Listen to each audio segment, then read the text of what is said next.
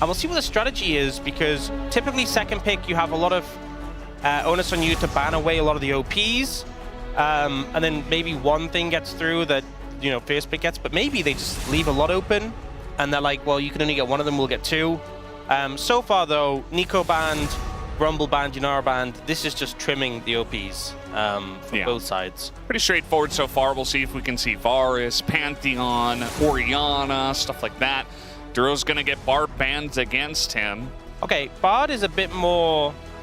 We see Bard banned a lot against, you know, it's been banned a ton against Carrier, against Andal, has been banned against Duro, but banning it from second pick does sort of limit what you can ban, because now there's still Varus, there's still, you know, Azir, Orianna, and there's still Ryze on the cards. And not that many bans left. Vi, Pantheon also available, so definitely a lot of stuff going to go through. Orianna going to get taken away. This is GENG kind of just presenting, do you want to just trade Orianna, Azir, bans, and then, you know, they would be able to first pick the Ryze if they wanted. Yeah, definitely an option. You can give Azir, you can grab Pantheon and Talia, maybe. Could be an option to deal with the Azir. A lot of discussion on this one, and they're just going to ban Gwen. So it's not Azir. So now, Pantheon. GENG in this position where, I mean, there's just a ton of stuff open. Are you set firmly on taking the Azir here in this situation? You know, there is Talia open, there is Ryze open, there is mid laners that you can sort of play. Are you going to put higher prior on a jungler, but there's still like Pantheon, Vi, Zin's out. There's just a lot of picks available. They go straight for the Varus. I think with the fact there's so many picks in those different roles available, they're not overly concerned. This does mean that BFX have the option to get a Azir for Vikla, which is a pick he's often, even last year, was banned away from him heavily. We'll see if they end up leaning towards that. For now, though, Pantheon for Raptor feels really good. It was banned away quite heavily against him in recent series. A pick he can really lead the charge on. And just honestly has so much early pressure, but still scales pretty well, has that global pressure too. And they will get that Azir for Vikla pretty quickly. We'll follow up there. Yeah, I like getting Pantheon for Raptor. They said he was their best player, and they're going to put the best jungler on the patch directly into his hands. I think that's a great start for BNK. Yeah, here, GENG could just go, you know, Vi Talia. We often see our pros enjoying Talia into Azir specifically. Gives you a strong mid-jungle combo, which you kind of need in this situation. And it looks like that will be what they're going for, at least the Talia. I assume they'll follow up with a jungler here just to match. And I think Vi, Talia just super consistent in this situation. Question is, BFX, do they want to match AD carry? Sivir, I think, is something we often see into the Varus. Able to obviously spell shield a lot of your damage, match your wave clear. The only problem is, into Vi, you are quite short ranged, and the spell shield, you know, doesn't really do much against her, because on the way to you, she can kind of smite to proc it. And if you get caught by that ult, you're just dead. So they end up not looking towards the AD carry role, instead securing Ambessa for clear here, and now have a window to sort of trim some of the picks Keen could take into it. And limiting his options there. So a really strong top side, I feel like, for BFX here. GENG, a lot of single target lockdown with that composition. A lot of ability to burst one target. And immediately Rectum ban comes through. I think for GENG, the Sivir ban does make sense. In my mind, is something you want to take away from. Yeah, I mean, Diablo can play a whole host of different things. He's shown that he's not scared to go towards the Lucian as well. There are a lot of threats where if you are in Lucian range, it can be a little bit iffy. There's still Corki that's hanging about that you could consider. Yeah, trimming anything safe. Maybe the Sivir ban doesn't need to come, because you're like, we have tools to deal with it. It's just the lane. I feel like she has such a good time in lane. I think the Ezreal ban makes a lot of sense. Is it going to be the Sivir? Is it going to be the Corki? Not sure what else you'd really ban in this situation. They are just going to go for Sivir. Diablo could also play Jhin.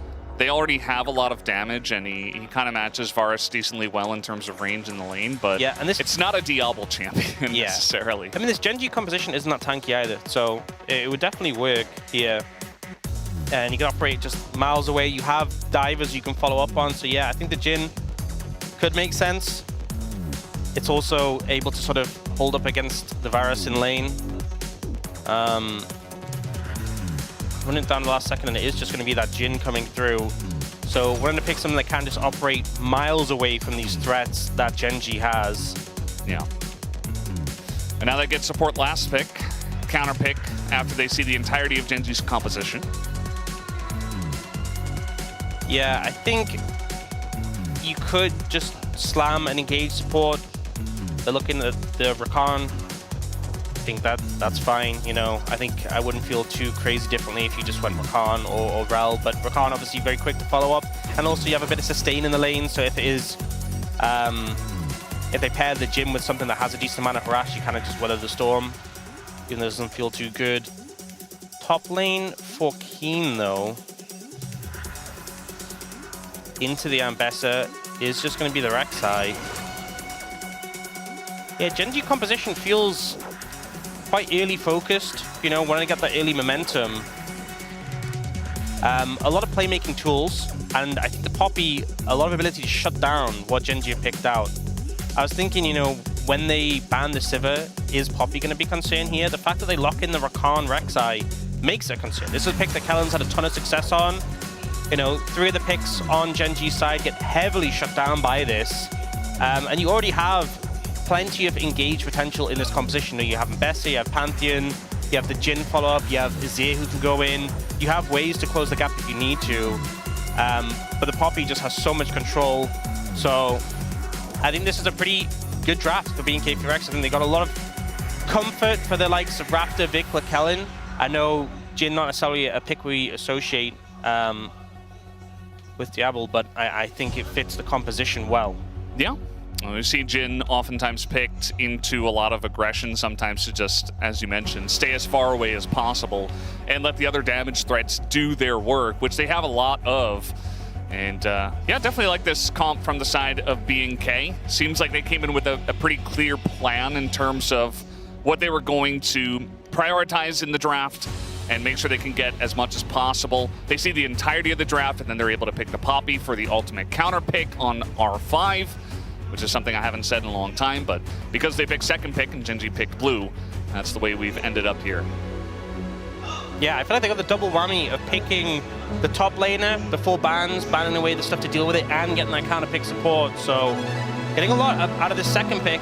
I feel like being KPRX is just, can they execute when we get into game? Yeah, that's really the only question. And looks like we are just about ready to hop onto the Rift here for game number 1. So I hope you guys are excited. But we have a pause. And can you guess the reason?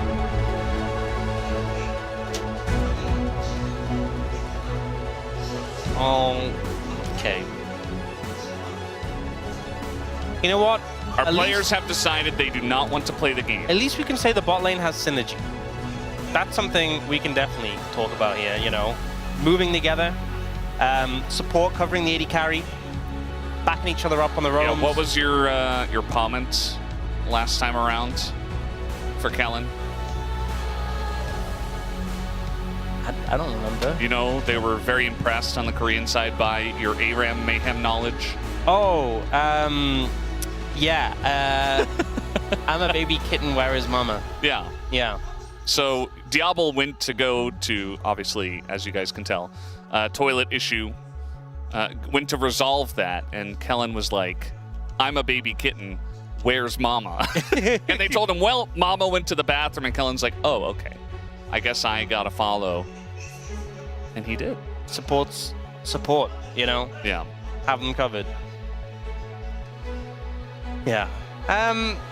Well, hopefully this gets resolved quickly and we can get into game. Yeah.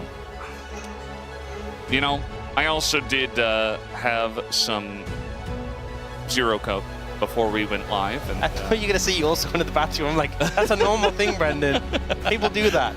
That's a normal bodily function. Yeah, but the thing is... Thank you for sharing. I went right before the broadcast, and I thought, you know, solved, but actually I kind of have to go as well. Wait, you went... But I'm not going to leave.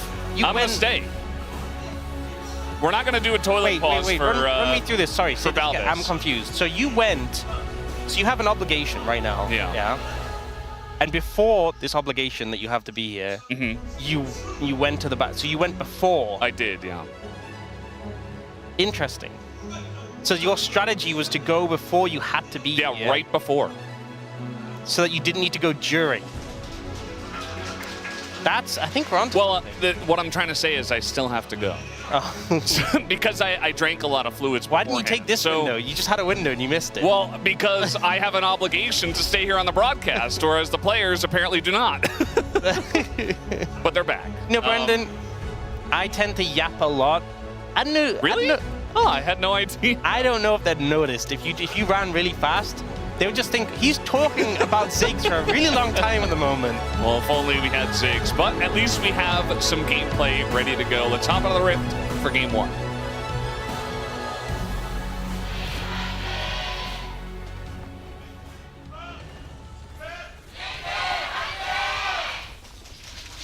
All right.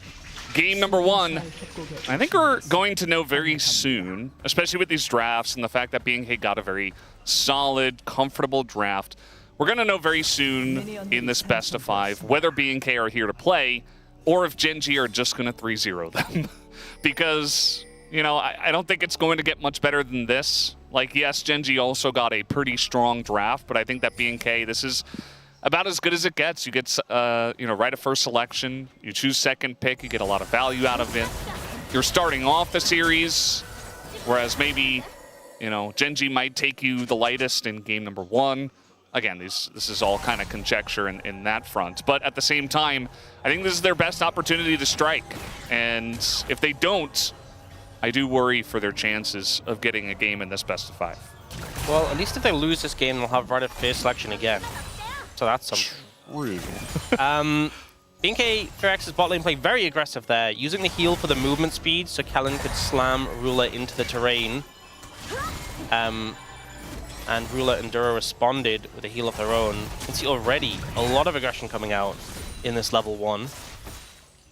Not too much of a surprise, given how Diablo and Kellen have been playing their bot lane 2v2s, but immediately looking to challenge and find any advantage they can. Yep, that's the way it goes. You can see Vikla playing very respectfully here, as that rock was very close to hitting him, but not quite. I'm definitely very curious about the Vikla Chovy matchup once again, because obviously last time during the group stage, we did have Vikla getting the solo kill. Also Pantheon on a 6-game winning streak, and 2 of those are Raptor. And one of them is Canyon. So you take it away from Canyon.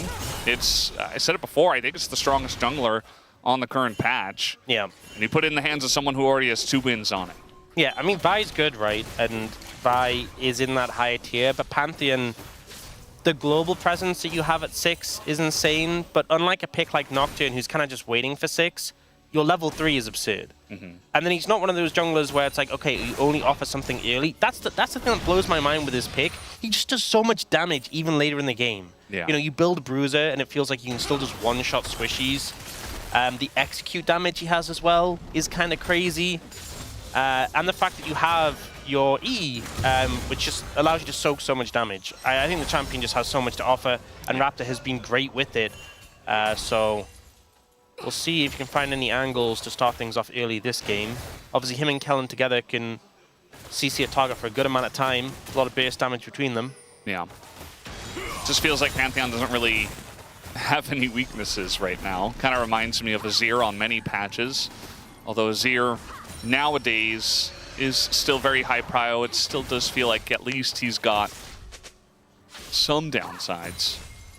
Especially if you get behind and you don't have a lot of engage in your composition. It's kind of up to you, and that can be detrimental, as Keen does take a lot of damage, but he's playing tank Rek'Sai. Yeah, I made a mistake, so I saw that trade and I was like, wow, that's a mean, and then I remembered it's a Rek'Sai, and damage doesn't mean anything. Yeah. So Keen will just burrow and look at the left side of your screen, top left, and you can see his health bar is already just look at it again. It's higher than Clear's already. Yeah, this pick's also a bit ridiculous. Oh, Ghost comes in, and that's enough just to immediately force a flash from Vikla. He's not messing around, does not want to get solo killed. 4 minutes into game 1 of the series. We talked about if Chovy's in good form, it could be a major issue for any team who faces him. He is not relenting and already starting to put the pressure on this early into the series. Yeah, very nice to see. Chovy, it's personal this time. Keep in mind, I mentioned the solo kill from Vikla onto Chovy during that last best of 3. It's also the series where Canyon stole 2 objectives with his flag. I think that was game 2, I want to say. Not 100% sure, but BNK were actually winning, and they were on the objectives, and Canyon stole a dragon, and then later stole a Baron with his flag alone. I think it was game 1. I think game 1 was the one where BNK FairX were really competitive and honestly could have won. And then game 2, they kind of just struggled. I don't 100% remember. Maybe you're right. I don't know. By the way, that was a close series, and I think a big reason why GENG didn't pick BNK FairX to play, which, given how the bracket played out, makes sense. Right now, both junglers hovering around bot. See Kellen trying to find something there, but a little bit unsuccessful. You can see that Canyon actually going to start up the dragon here on the minimap, and it's right as Raptor backed away. So Chovy also having Prio in mid means that probably just going to get this. You do see Raptor coming on down, but I think it's just a little bit too late for them to really contest. See some vision put down, but at the end of the day, the dragon goes to GENG, and BNK are just kind of left scratching their heads. Yeah, they get to walk both of their laners in as well, so they get extra quest progress from that. Just assisting with the objective take. Didn't have to commit much time, so GENG able to secure that one. Is an early Hextech, which, means it's not going to be a Hextech Soul. Next one's an Ocean, though, so removing a strong Soul and a weak Soul from the pool. We'll see what it ends up being. For now, though, just kind of seeing little CS advantages open up, particularly though top lane. Keen a good amount ahead already. And I think Keen in the last series, uncharacteristically not playing so well. Did hear that he wasn't feeling so well, so that may have been a factor. Chovy was saying that he was trying to finish the series quickly to sort of give him some reprieve. Seems like, from what we've seen, even though it's early days, but seems to be feeling better in this lane at least.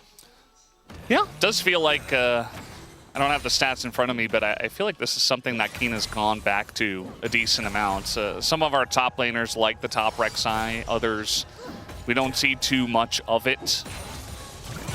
Oftentimes seeing, the Rumble, the Kennen, the Ambessa, the Gwen, Aurora even.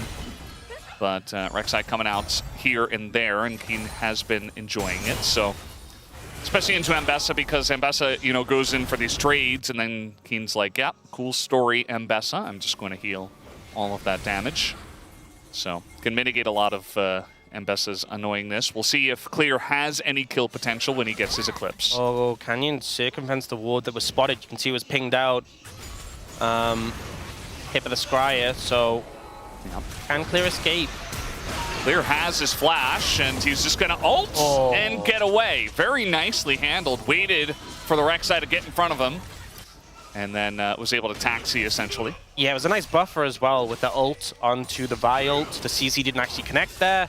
And in the end, you trade flash for flash against Canyon. So getting away from that situation where Canyon took the time to skirt around the ward, where they both commit ults and you're trading flash for flash, you're pretty happy with that one. Well played by Clear.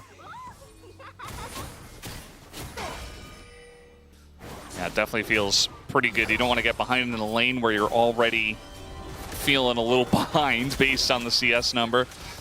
And you can see that BNK looking to put some pressure on this red buff, but decent amount of vision, and the bottom lane is able to rotate over.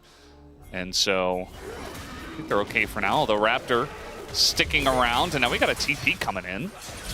So Raptor just going to poke Canyon a couple more times, but this is actually a Rakan TP, and eventually Duro just going to get slammed into the wall. They're trying to burst him down, and the sweep comes in from Vikla. They get the kill on the Duro and onto Canyon, and it's on both of the carries as well. It's literally perfect for BNK. Just so well played. BNK FairX had the setup, and GENG kind of disrespect them moving in there. Duro TP's in, and you can see Kellen just waiting. He knew exactly what the play was.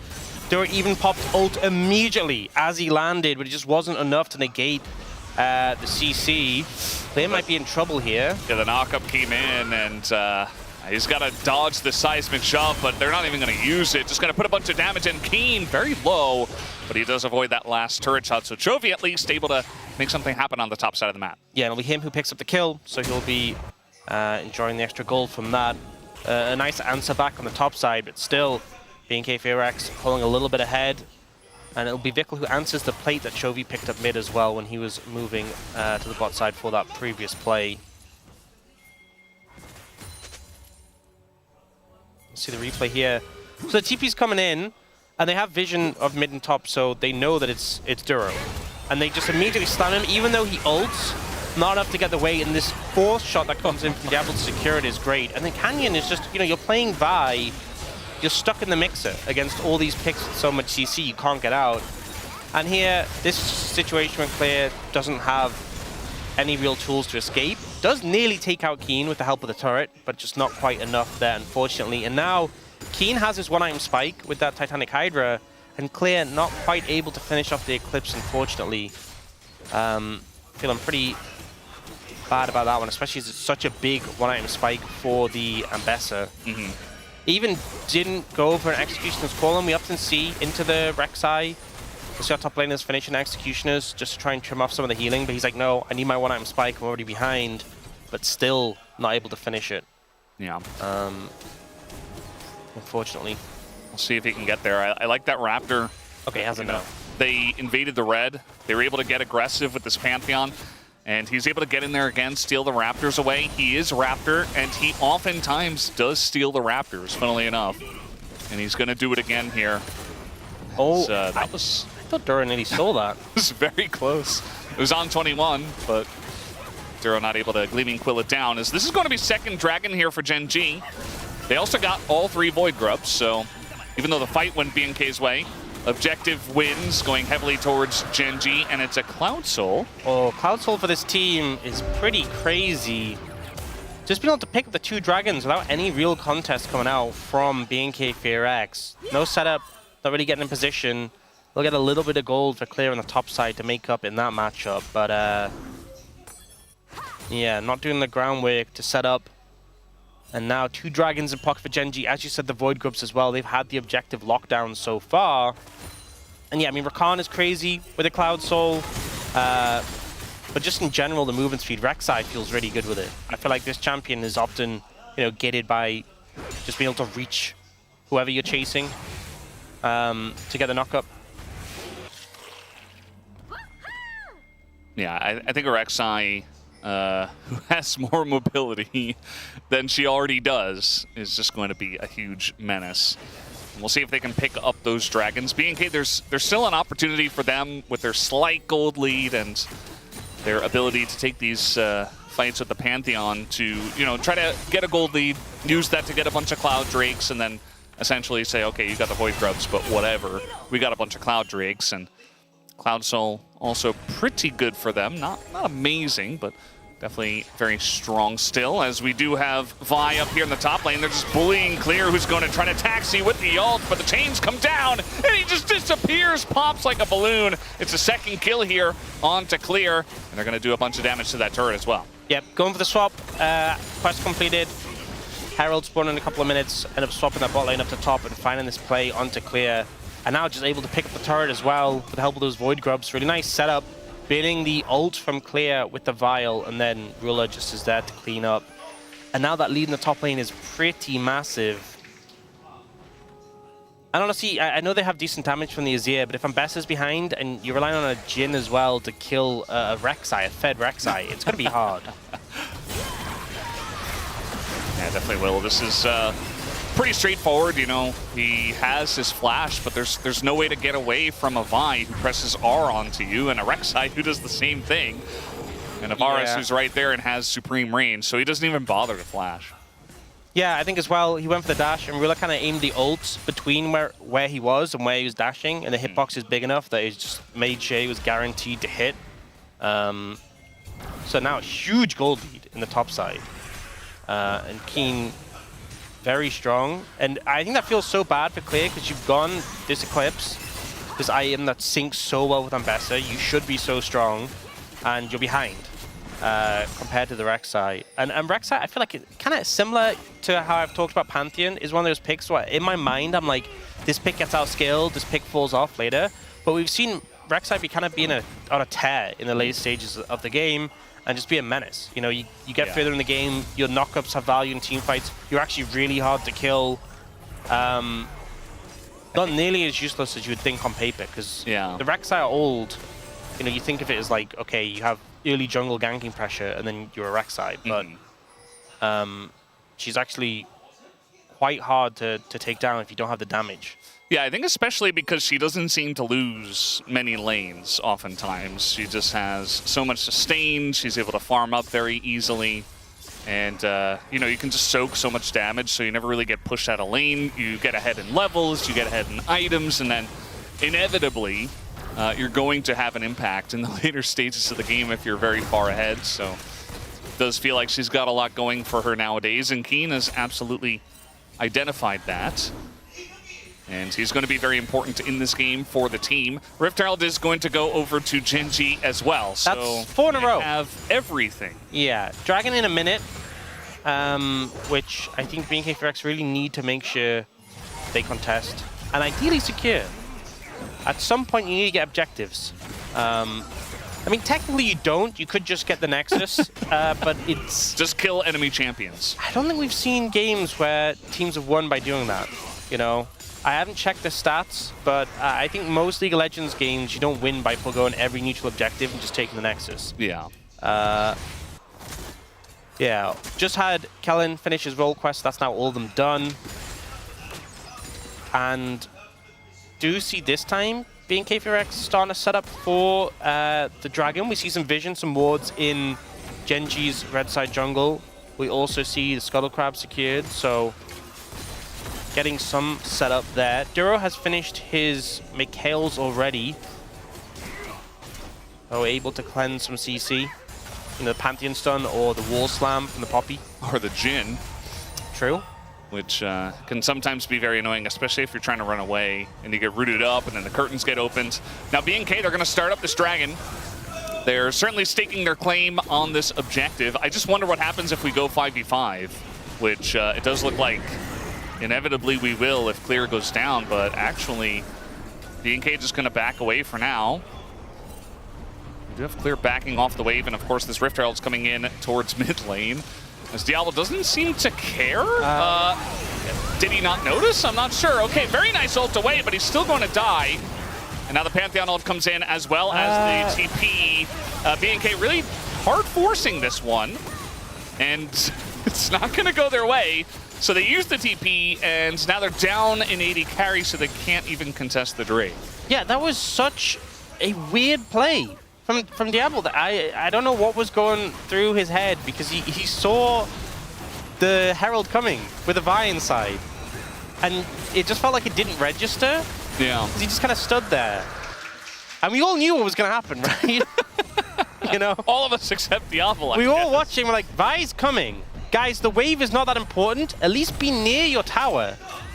And then he's like, no, I need to clear the wave. He got the CS, though. He did. Kellen tried his best. He found Mama, and it didn't matter. And then the TP comes in so deep. I'm like, well, you can't stay there to fight. That is such a deep TP, so immediately Clear has to disengage. And then I'm like, okay. You know, BNK4X, they did the setup. They had the vision there in time. They had to back away because of the Herald. But everything that came after was so confusing. Yeah. So, well, they found Duro. Duro kind of taking a similar thought and saying, well, I have to clear this ward 100%. He's just going to get shot there as he dives over to Canyon. And, yeah. I think he was trying to... He used his E-charge again because he was trying to dodge Raptor's spear, potentially, or avoid him. And then it looked like Diablo kind of predicted it with the fourth shot. Yeah. So, caught him there. Wall comes into zone Helen and Raptor away. It's a very strange last couple of minutes. Yeah. I don't really know what to make of it. Maybe our players are a little bit nervous. The main takeaway we can have is that GENG have a goal lead and a significant objective lead right now. That wall slam very close to hitting but doesn't. But then Duro is like, no, no, no, I'm still killing the ward. In fairness to him, he didn't actually have vision. And sometimes supports just do this. You know, the enemy support jumps on you, you're like, I see what your plan is. You want me to think your whole team is backing you up. They were backing him up. This time. Yeah. But the thing is, we'll focus on that moment because Duro died, but I guarantee there'll be 3 or 4 other times in this game where that exact same thing happened and Kellen didn't have a team backing him up. Yeah. And so it's just a mind game. And Duro's like, this time I'm killing the control ward, you can't stop. And the team was there. So, you know, sometimes you learn the lesson the hard way. And it's for Khan too, where you feel so safe, right? But I think especially into Poppy, yeah, sometimes you got to give the Poppy the benefit of the doubt. Oh, and we have the Rocket Belt Azir coming out. I saw this last night in the LEC. I think it was Jojo who went it. I'm not sure where this originated. I know Chovy's been loving Rocket Belt on a lot of champions. But you know, if you're trying to farm TikTok clips, this is like, you know, It's perfect. Yeah. this is perfect. You think of the moves you can do with this. All right, you know, it's giving you a lot of stats that you like, right? The AP, the health, the ability haste.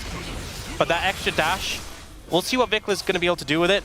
Can it allow him to get a, you know, a divide a little bit deeper? Is it going to allow him to get out after he goes for a divide? Will Diablo get out? Well, he's got his flash this time, and it just doesn't matter. He still dies. This is kind of like a repeat of what we saw last time, including the TPs coming in. This time it's Vikla, though, going to throw the Rakan in, and it kind of just gets Raptor killed as Clear's here, but the flash on in from Keen. They want to take out Vikla, who tries to utilize the walk strategy and just dies instead, and it's only Clear left alive as the knockback comes in, and Chovy is just not missing these. And that's just an ace from GENG. Yeah, like that. They just dive in super clean. I think Devil thinking maybe he should have bought Rocket Belt in this situation. Even see the seismic shove, predicting the flash, but Diablo doesn't flash over the wall, gets knocked back, gets destroyed. Helen doesn't get the steadfast presence down in time, but clears there to kill Canyon. Raptor gets demolished, and then you think, okay, 2 for 2, not so bad. This Fed Rek'Sai slides in and just one-shots Vikla. So apparently even Rocket Belt's not enough to save you. Yeah. And then here, Chovy again with the seismic Jovi. Joseph V. Joseph V with the seismic shove. We have Peter, and now we have Joseph as well. Joseph V with the seismic shove does find Clear. I think that might be the lid on this game, Hawks, because this game feels over. You know, every objective has gone to GENG. That's the thing. They have a huge gold lead, but they also already had all the objectives. Yeah. So, and now it's 20 seconds to Cloud Drake, but you're 5,000, 6,000 gold behind. They didn't win that fight because they had all the objectives, but because they won that fight and they have all the objectives, that's why they win the game. Oh. All right, well, they're trying to get Joseph here. Let's see if they can actually get him to knock into the wall, and that will be the kill going over to Raptor as they take down Chovy down there in the bottom lane. So that's one way to open up an objective for you. Yeah, Clear's like, I kind of want to be here, but I'm not sure about it. And he makes the right call to back off. And now they also, oh, that's a lot of damage. GENG are still very far ahead. Clear is TPing in now. Raptor's still low. Keen is scary. They are threatening the engage. I don't know if they have enough damage to take out Keen as, oh, the smite is early, and yeah, Raptors is going to take that one down. Got pretty close as we do have the engage coming in from B&K, and even down all of this gold with the member advantage. They will be looking for the win in this fight as Keen says, I'm immortal, right? And I think we're going to test that here as eventually he will be going down. That's another shutdown going to Raptor, who's now 2,000 gold ahead. You know what it was, Brendan? I knew B&K Ferrex going to win this fight as soon as you said the game was done. There's a little caster curse, you know. Got to get them in early, make this an interesting series. Yeah, so they find this pick on a Joseph V, and then in the setup for this fight, it's a crazy Dragon Secure. Goes down to 1 HP, and Raptor gets it. And then here, they don't have the Talia Peel, they're not really able to engage into this composition because of the peel, and it's BNK diving forwards with the Jhin. And you kind of seeing the value here. Keen tries to disrupt from the backline, but Kellen is kind of just sitting there saying, my champion stops your champion from doing what you want to do. And it's very correct, very powerful. R5 Poppy. Yeah. Huge value so far. And we went from a 5,500 gold lead to 1,000. So a big swing back, you can see on that gold graph, kind of crazy. Denial of the Cloud Soul as well. Yeah, that's the thing, is that GENG have gotten all those objectives, but I mean, the 3 dragons don't really actually amount to much until you convert it to the soul. So BNK they were just waiting for Brendan to say, the game's over. And as soon as he said that, they were like, we're going to ruin this guy's whole day. I mean, they have kind of made a career for themselves here on subverting expectations, right? And I think they've done a very good job of that so far in this LCK Cup. And, you know, we weren't sure 100% what to expect from BNK this year, but I think, you know, you keep the whole roster together. Everybody seems to be improving over time. You can only find success from that. Still, you know, it's not an undone deal. It doesn't mean that BNK are going to win this game or anything, but they've definitely put themselves back into a playable state. Yeah, and we said we like that composition, right? Yeah. It is still obviously going to come down to execution, right? And they fell really far behind. That's when it felt like the game was in a bad spot. But, oh, speaking of being behind. Pantheon, though, I don't know. He's got his shield up, and they don't have the damage with only Talia, but now eventually when the Vi comes over, they will finally get the GA out of Raptor. As after the fact, though, they're able to take him down. So nicely done here from GENG. They do take out the Pantheon. Clears in mid lane, so it's all go buttons here for the side of BNK as the knockback comes in, and the chains find Diablo at max range, and that'll be the end of him, and maybe the end of this Baron as well. The fact that Raptor survives for so long, buys so much time, kind of makes you think maybe BNK actually turn this around, but they're just not in position to actually make something from it. And when GENG are the ones charging forward, selecting targets, taking them out, you see how much better the composition feels here. Chovy's setting a trap. And he's pinging out. He sees Raptor. He's like, guys, come, we can find this. Raptor loses a lot of his health in the offset. Gets flipped, gets charmed.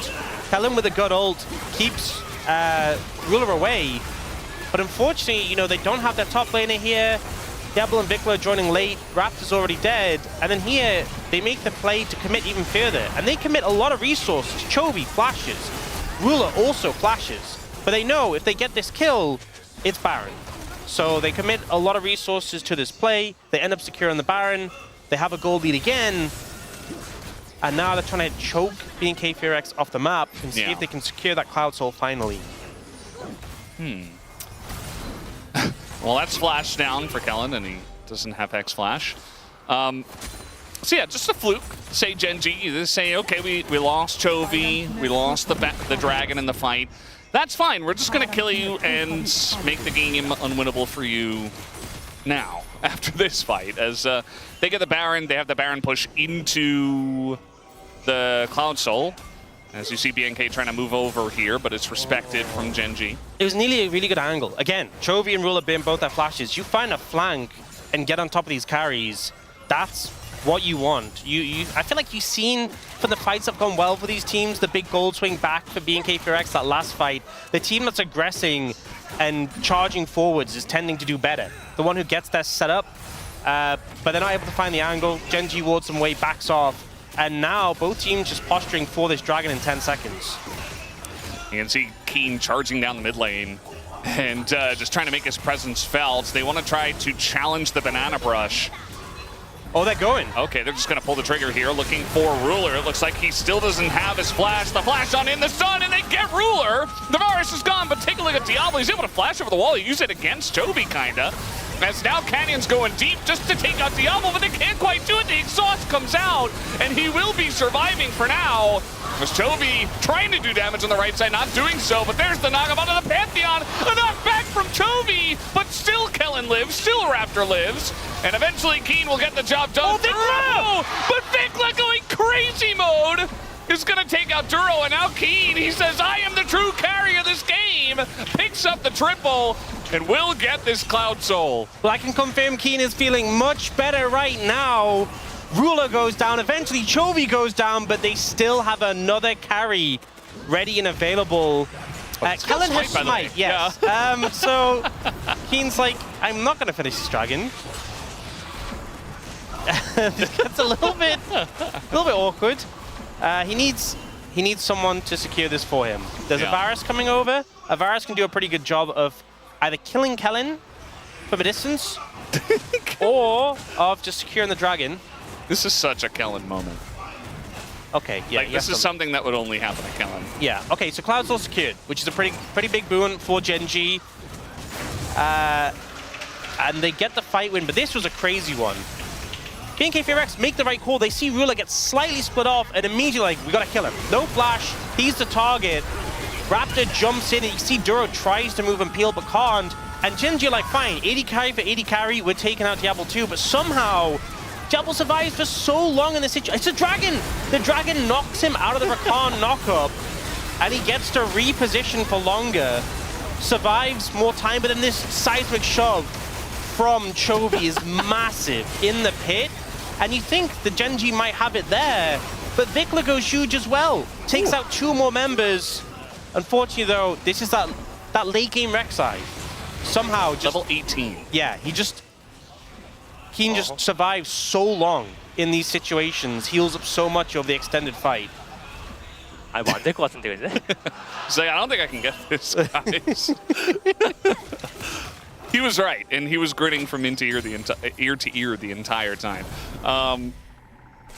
So, Cloud Cell goes to GENG, and now we're going to have this Baron in a minute 40, minute 30 here. But it looks like GENG want to pull the trigger first, as they're looking for Raptor here, who does not have his flash, used it to take out Ruler.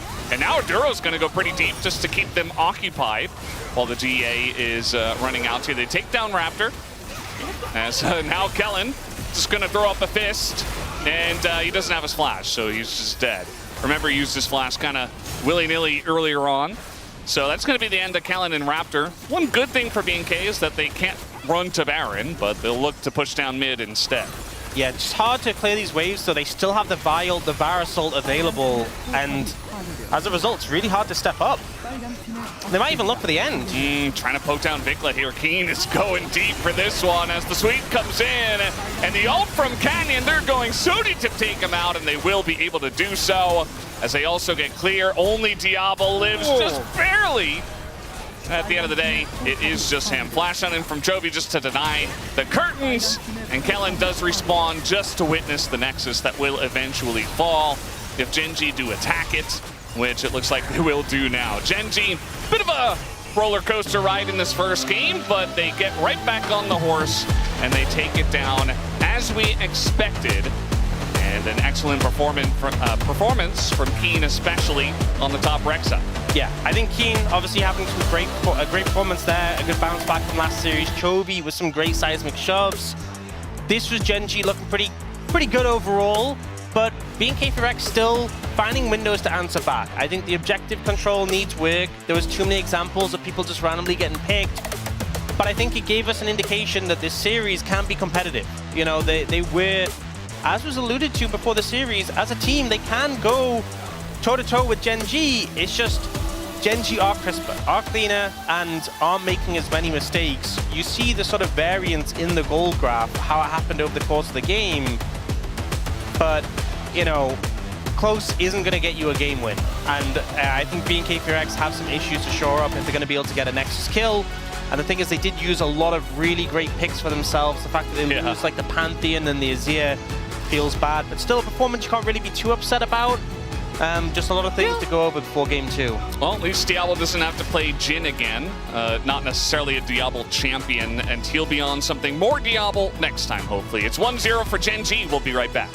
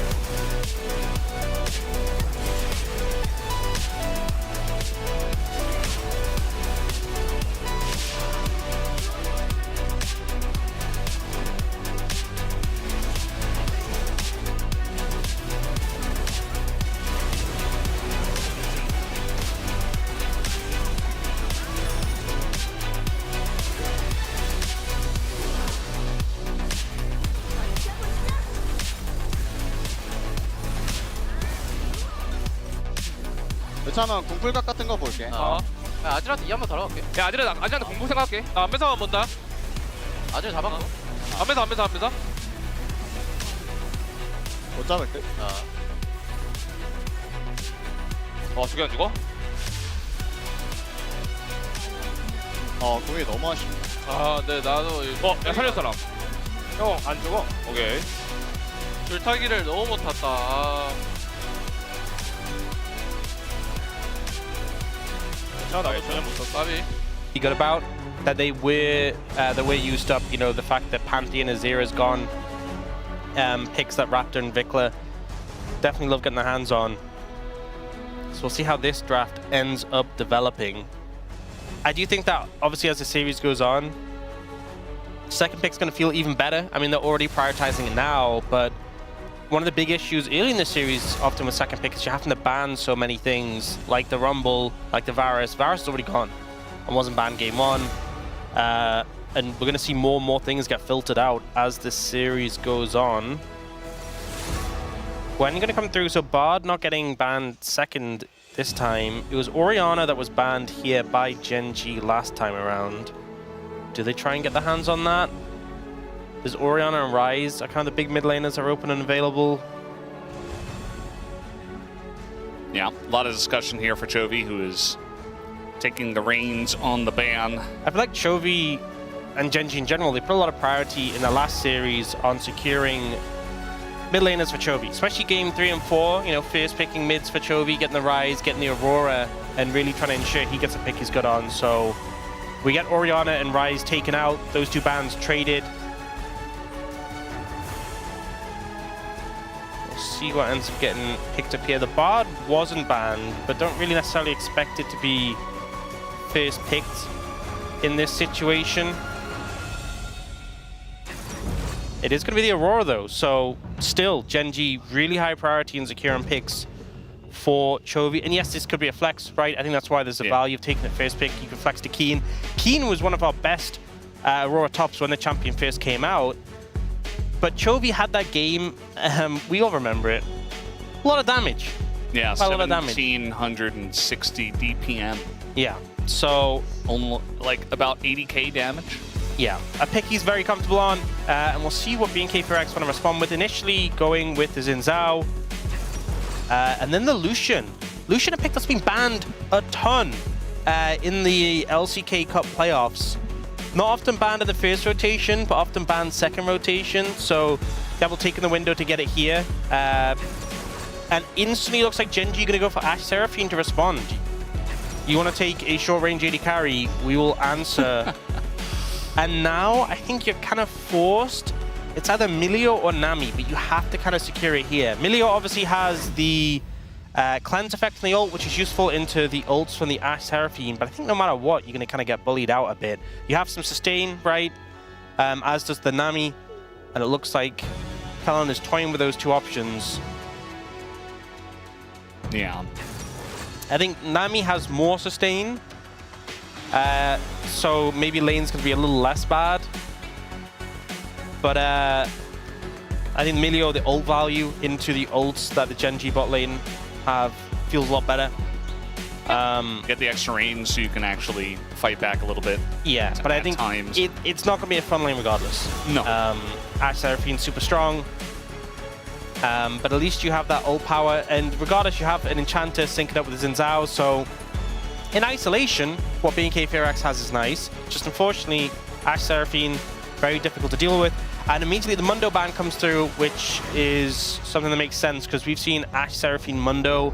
You have just this sort of death ball composition that runs forward, buffing up the Mundo to charge you down. Yeah, we did see Aatrox with this yesterday because Mundo wasn't available. Something they could consider for Canyon. Doesn't have to be that, but would offer you some AD from the jungle if that's the way you want it to go. Mel going to be banned away, so I don't want to deal with that champion. We see it banned every so often, even though it doesn't get picked that often. Yeah, interesting to see the Mel ban, because this is after the changes to Mel. Yeah. But I guess a lot of ults that, if you reflect, get crazy value. Jarvan going to get banned here in this situation. I think, honestly, something like a Jax has a lot of value with this composition for GENG. You know, into Xin Zhao, really strong, into Lucian, really strong, into this short range composition, and gets buffed up well. I think when you have like this enchanter like Seraphine, you want like sort of bruisers who you can sort of buff up and make them feel immortal. Chef gonna come through as a ban. You know, that extended range with the Lilio, problematic. And then the Scion comes through, which, I mean, I'm not a huge fan of in this situation. The blind Scion. Yeah. I mean, you don't know whether it's mid or top Aurora, but I think just throwing the Scion down, and then you have this short-range composition. Lucian's your only carry so far, but you already in a bad matchup. And they can deal with the Xin Zhao pretty easily with the Jax. They're considering the Wukong instead. Yeah, Wukong with this composition, you have so much engaged threat. It's going to be so hard for Lucian to play the game. So much threat here. And so much setup for the Seraphine ult as well. GENG toying with some options for the top lane. Yeah, it looks like they want a beefy frontliner that has a good laning phase into Scion. That can kind of be the Mundo of the comp. And it's just going to be Zai. Yeah, so going with Bruisers in the top jungle. And honestly, if you have a Zahen and a Wukong coming at you with Seraphine buffing them up, you know, you have Ashe arrows flying, Seraphine ults flying, there's Chovy on the flank somewhere playing Aurora. It's so difficult to see this composition, you know, surviving against that. And they end up going for the Ahri. I'm not feeling it for BNK FearX. Yeah, this draft compared to game one is like a rough look. Yeah, because the thing with the Ahri as well, you need momentum, but where are you getting that momentum? Because your comp doesn't have that much damage, and the targets on the front line are the Zahen, who inherently you don't get momentum from because he revives, and a Wukong who's a slippery target, and they're being buffed by the Seraphine. So unless BNK FearX manage to find the lead and snowball, or find picks at the start of the fight onto Ashe Seraphine, I think it's going to be really difficult. And I don't think inherently they're going to find an early lead because they have a blind Scion into Zahen, and Keen's been playing really well. They're playing an Ashe Seraphine. Ashe Seraphine bot lane, and Chovy's Aurora, which has been really intimidating. So I think compared to game one, I think BNK FearX's chances just took a bit of a nosedive. But obviously, drafters and everything, we'll see how they play it out. But I think GENG definitely have a lot of tools in their hand. Yeah, absolutely. Yes, in their multiple hands. And yeah, looks very comfortable here on the side of GENG. The comp has an identity. You're winning a lot of the lanes, which is very important nowadays. Some comfort for sure for BNK. You know, Ahri, Lucian, Xin Zhao for those three players feels very nice. But we'll see if they can put 2 and 2 together here in game number 2.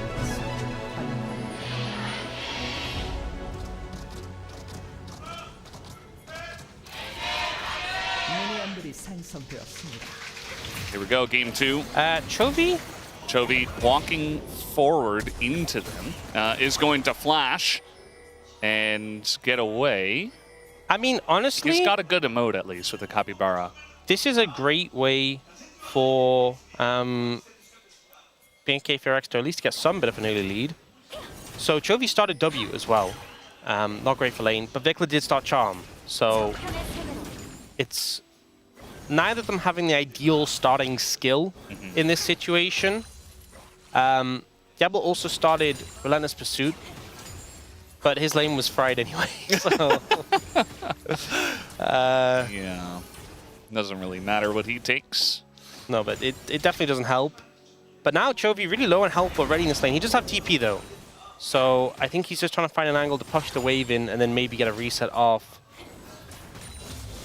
Does now have an actual ability that does damage, but not being able to combo with his E feels a bit bad. Yeah.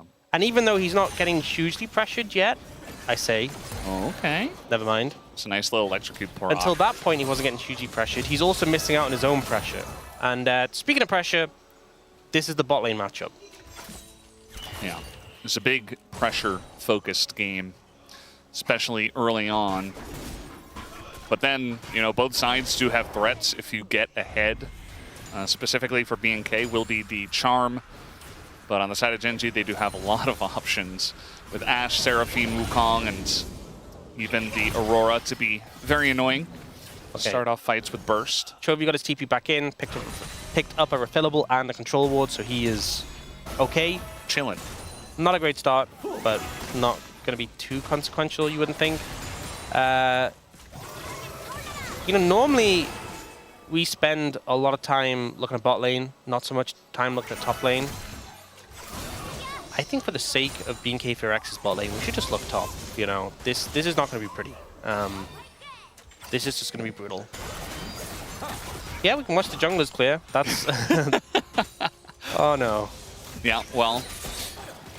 I mean, to be fair, they're not... I'd like to continue watching mid lane, honestly. Yeah, that's been fun. Vikla doing pretty well. Oh, Canyon may have found something. I mean... Are they really going to be able to fight the Ashe Seraphine in the river? I mean, maybe because of Xinjiao. They're actually pretty healthy, all things considered. Yeah, you can see the knockaway here on Akani. He's going to use that clone, so he just has to back. He's going to be backing on a ward. Could actually be interrupted by Kellen. Will be very annoying, and potential for double scuttle to come through. I think Raptor. Diablo and Kellen have given a lot of space to Ruler and Duro, and have kind of played around Kellen's cooldowns well. They actually have not taken a ton of damage in the early lane. I mean, also, it's Amelia, right? You do have a decent amount of sustain. We've seen other lanes go a lot worse than this. But so far, you know, it's not completely cooked. It's just they're not having a fun time. They're surviving. Yeah, that's good. I mean, keeping up kind of in farm so far is Diablo. He is going to be behind inherently, but at least he's not falling hugely behind yet. Okay, when the ability's missing too. Yeah, when those miss, anytime that happens, it's such a positive, right? Because there's two aspects to this combo. That's less good. And Kellen is out of mana. He did do some damage to Ruler. Yeah, there's the undodgeable and the dodgeable components, right? Obviously, Ashe auto attacks and the empowered Seraphine auto attacks are undodgeable, but all the abilities you dodge is going to make a big difference to the pressure. But eventually, they will just chip you down. Kellen runs out of mana. You burn through those resources, health potions are down. You're going to start missing more and more farm, losing plates. But I think they're kind of doing as much as they can with the given situation. Electrocute versus Electrocute. Fun to watch. And we do have Canyon here. Vikla is going to hit level 6, actually, and he gets a Spirit Rush. That's going to save him using his Flash. Yep, much lower cooldown. But does mean you kind of need to push this wave in and get out, because if you just hit level 6, Chovy won't be too far away from it. And without your ult, definitely under a good amount of threat. Chovy obviously recoiling and TPing back in, missing some of the wave as well. It wasn't ideal TP timing. Does mean he's a little bit later to 6, but don't want to hang around too long there. Raptor is going to be down here in the bottom side. They just pinged it with a back ping. Great angle. And Raptor can still go in here and trying to get some sums out, as we are going to have the Flash utilized by Ruler. Bunch of damage done to Diablo after the fact. Yeah, refillable potion in pocket, so Diablo should be able to sustain up a decent amount of it. But it's still good to get that damage back when you are ganked in that situation. You burn sums, but you make them pay for it a little bit in the trade. And there's so much vision control on the bot side now. You know, you have control ward in that brush very aggressively. You have that ward in the river as well. It's being K4X making sure that they have the setup for these ganks and continue to put pressure on these immobile bot laners. So I think that's the only way you really disrupt this bot lane 2v2, especially because you went for the Milio. If you went for something aggressive in the bot lane 2v2, then you have more of a chance of independently finding an all-in, but you would have a much worse time. You wouldn't just be down like 10 CS. You'd probably be down a lot more, or you'd have found kills. But with a Milio Lucian, you're never really going to find kills independently.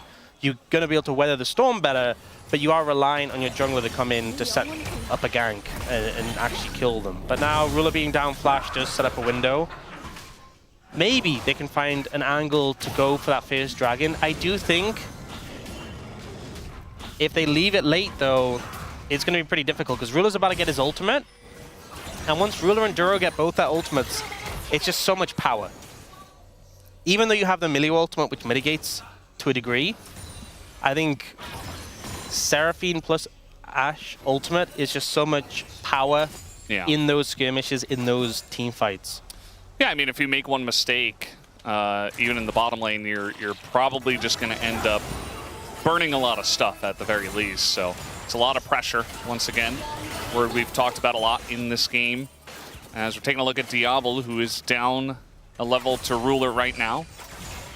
And, you know, down about 15, 20 CS-ish. We'll see what happens after he gets this wave. Looks like about 20. So the Ashe Seraphine is doing its job. The Zahan as well. We haven't really looked at top lane, but Keen is very good at punishing tanks, specifically Sion. He has not gone for first strike on Zahan, but he's still going to be able to punish, get ahead in CS, get a bunch of plates, and be a threat later on in the game. I think that's the thing with bot lane matchups, is when you're playing the poke matchup, you think after you get your first back, you're like, oh, I can heal up, I can get sustain, it's going to be okay.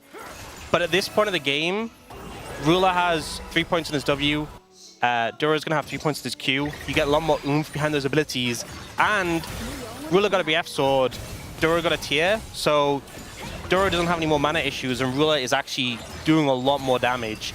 So when that poke hits, it really starts to hurt.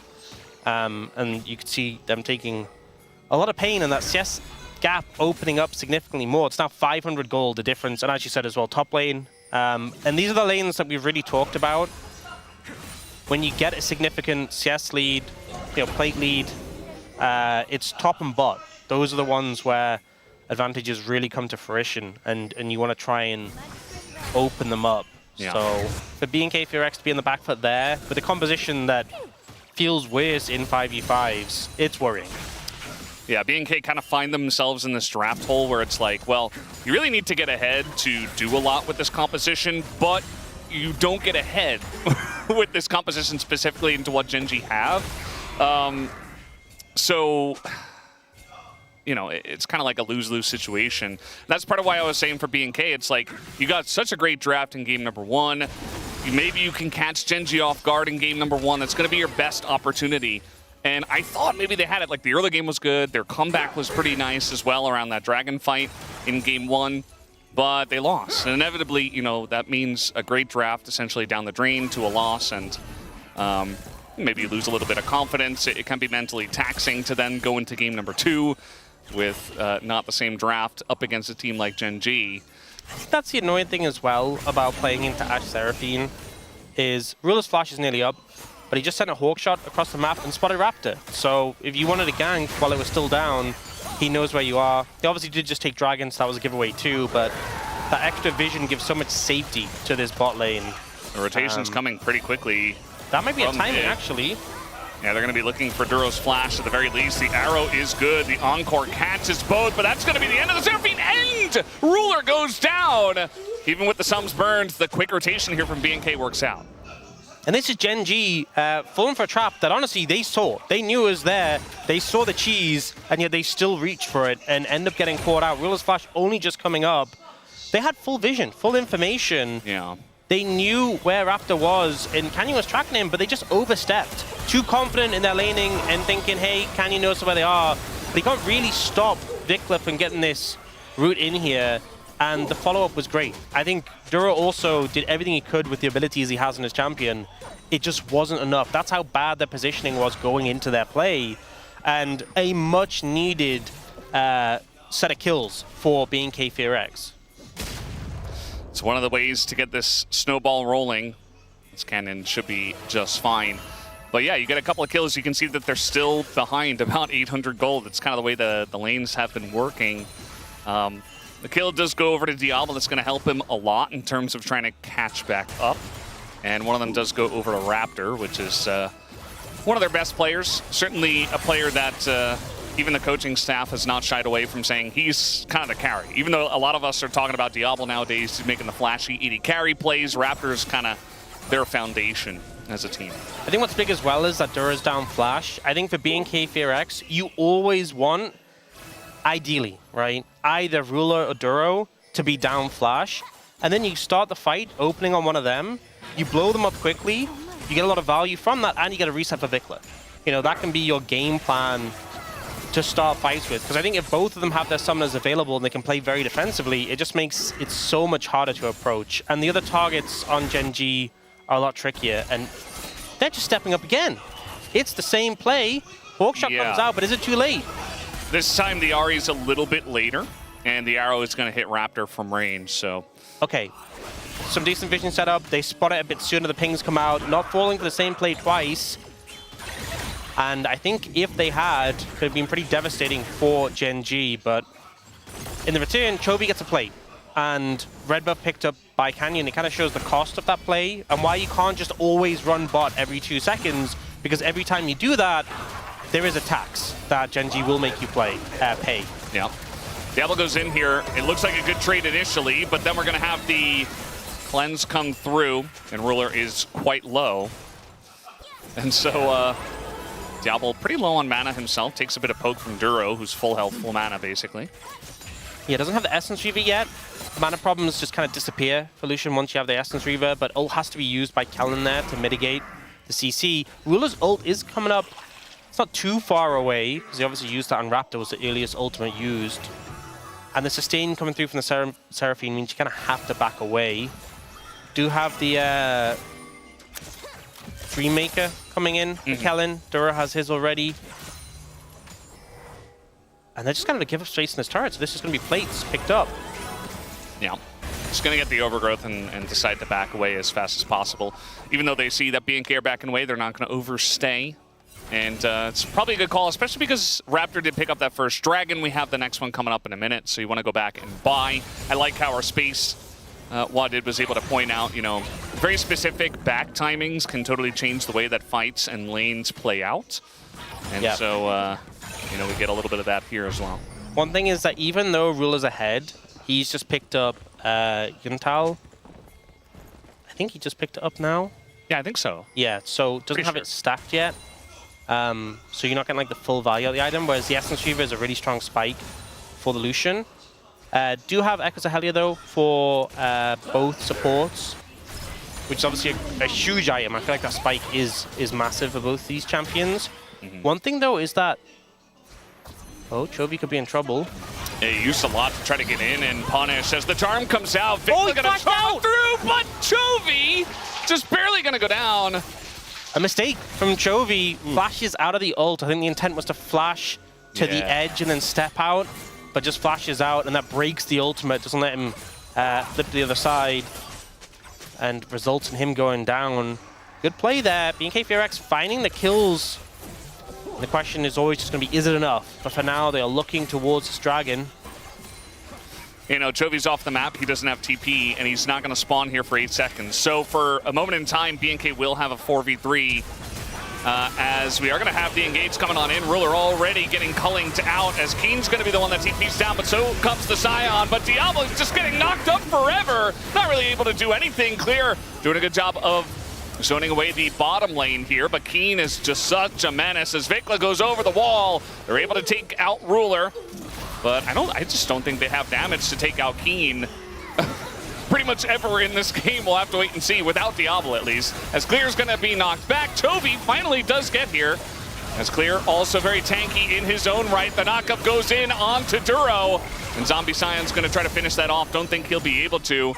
Trying to get on top of Canyon actually, but eventually they use abilities and get away. Yeah, very messy fight, and honestly, went really well for GENG, considering how it started with the fact that Chovy was down. I think they're going to be more than happy with how things panned out. I think Vikla not having ult, definitely a big factor in this one. And also, he was a little bit late to the fight. He kind of backed away from the situation. BNK VRX are going to be back first, so can set up this dragon here. And should just be able to take it. 2 dragons in pocket is a nice bonus. And if you are looking for a win con, that could definitely be it.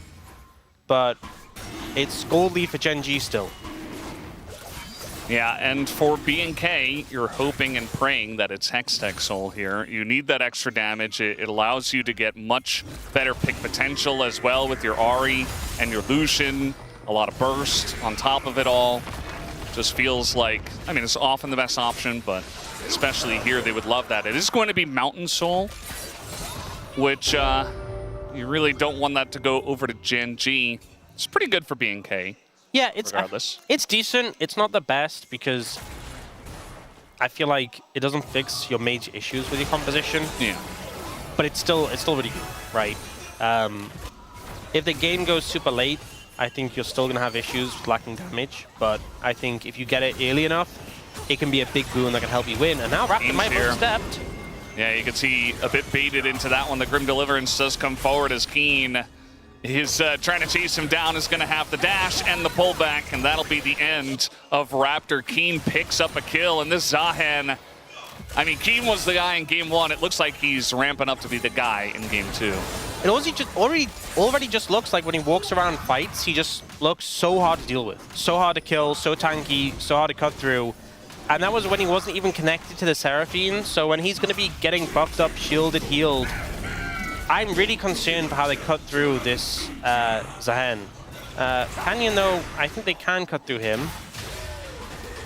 He's going to Cyclone just to gain space. Yeah, just managed to get away there. He's stolen a lot of Raptor's jungle. His farm is kind of insane. And he has a couple of kills on top of it. Keen just going to get another turret here. Yeah, maybe Canyon should rename to Red Buff at this point. If, you know, he's against Raptor. Yeah. He stole Raptors a couple of times. Oh. So he got revenge there. There you go. But also the red buff. Decent gold lead now for GENG. And I'm just worried for BNK PRX. You know, they have found good angles. I think they've done what they can with their composition, but I still think the 5v5s are going to be really hard. Something I also want to mention is that Duro got that tier really early and has stacked it already. So he is ready. That 2-item spike we always talk about, the Diadem and the Helia.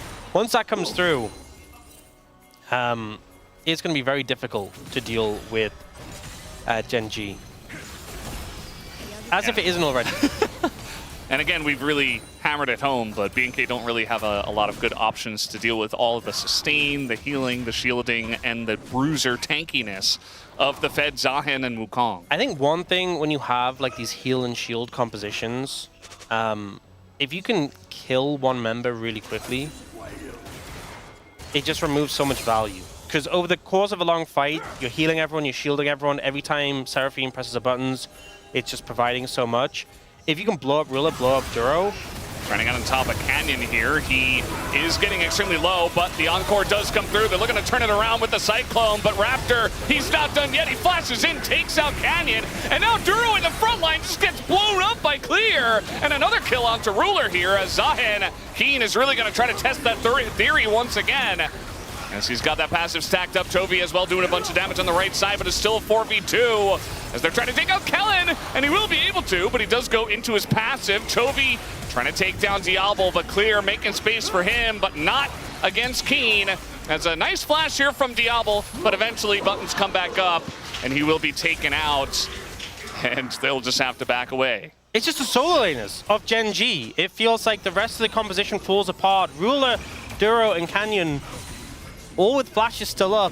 I'm not sure if they had them. I assume they had them in the fight and they just held on to them. Yeah. But either way, no, I think Ruler and Canyons were on cooldown for a bit longer. But Canyon gets focused out, and if you can pick someone quickly with his composition, cut down the healing shield and value, it's great. They try to do that to Canyon. He does survive for a long time, but then Clear finds this great angle. Old Duro slides past him to take out the Ashe, and you think that's enough, right? You've killed surely 3 members already. It's a 4v2, but Keen is just unrelenting, and this is the damage issues. You don't have gas in the tank. Diablo is the only one doing damage, and he's struggling with the short range to really threaten Keen.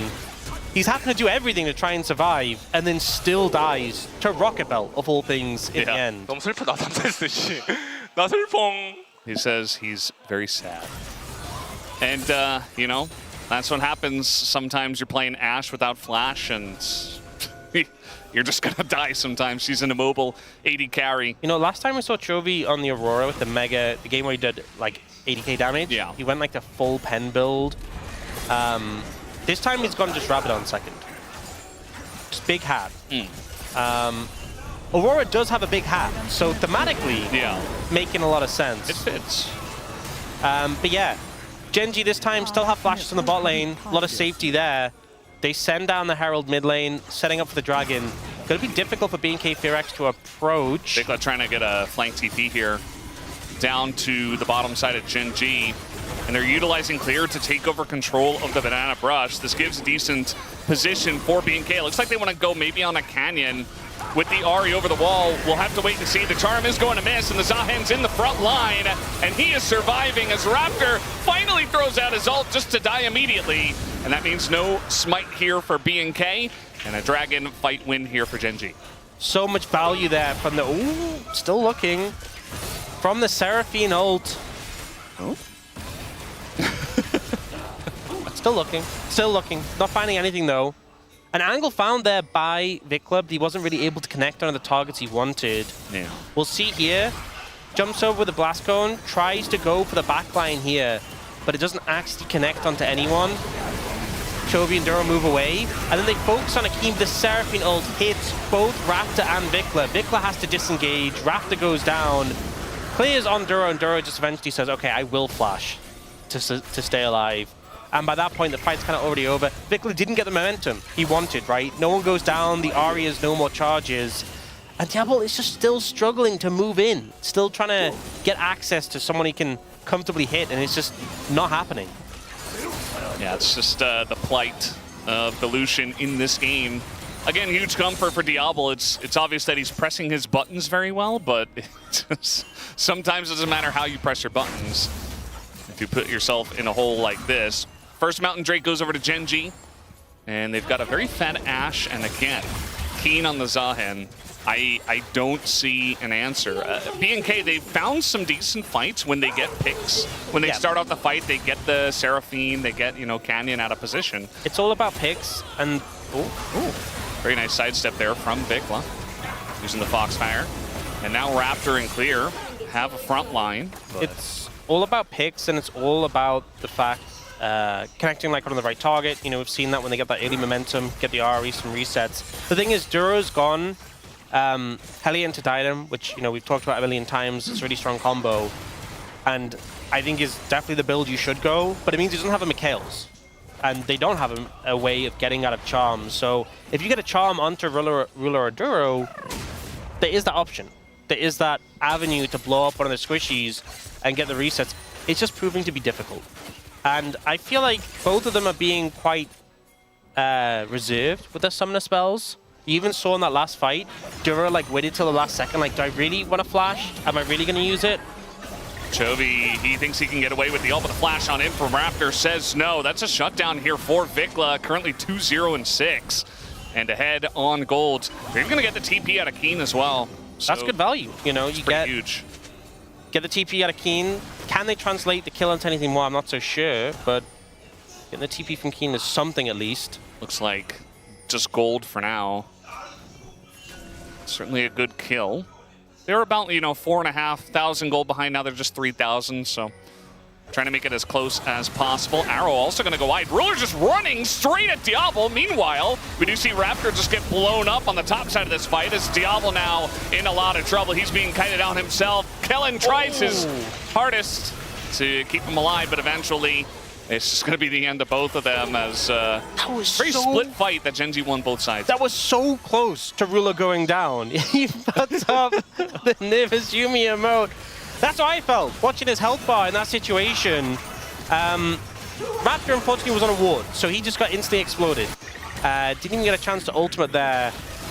And the game, I think, slipping away from being KFX. He's on a ward, so Ruler fires the arrow in. And Diablo sees an opportunity to go aggressive here. So Ruler ends up flashing away. Duro's like, oh, my AD carry, I'm going to come help you. And then look here, look at the healing and shielding that comes in. And he goes for the all-in. And look how close it ends up in that trade. Down to the wire. In the end, still would have been, a hugely winning play for GENG, even if Ruler had gone down. But it's just that intense sort of fight between them. The showdown between AD carries. With the supports backing them up. And now, it looks like Duro, he heard what I was saying. And he went, I'm not building Dynam, I'm building Mikhails. Because the only way we lose is if someone gets charmed. Yeah. That's a great call, I'd say.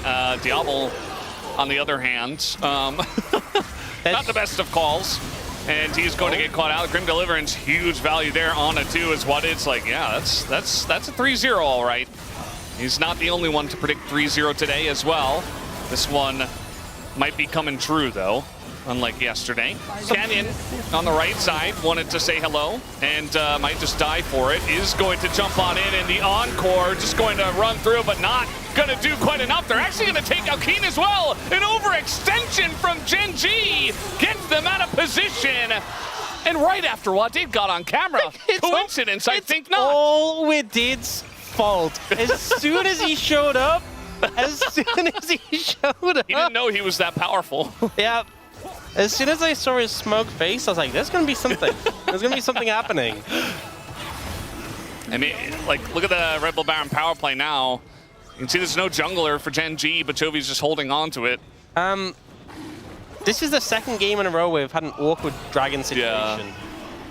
Clear is... I think BNK FRX are like, there's only 2 of them. We can just take the dragon. He's gonna flank. Now they're like, guys, we need your help.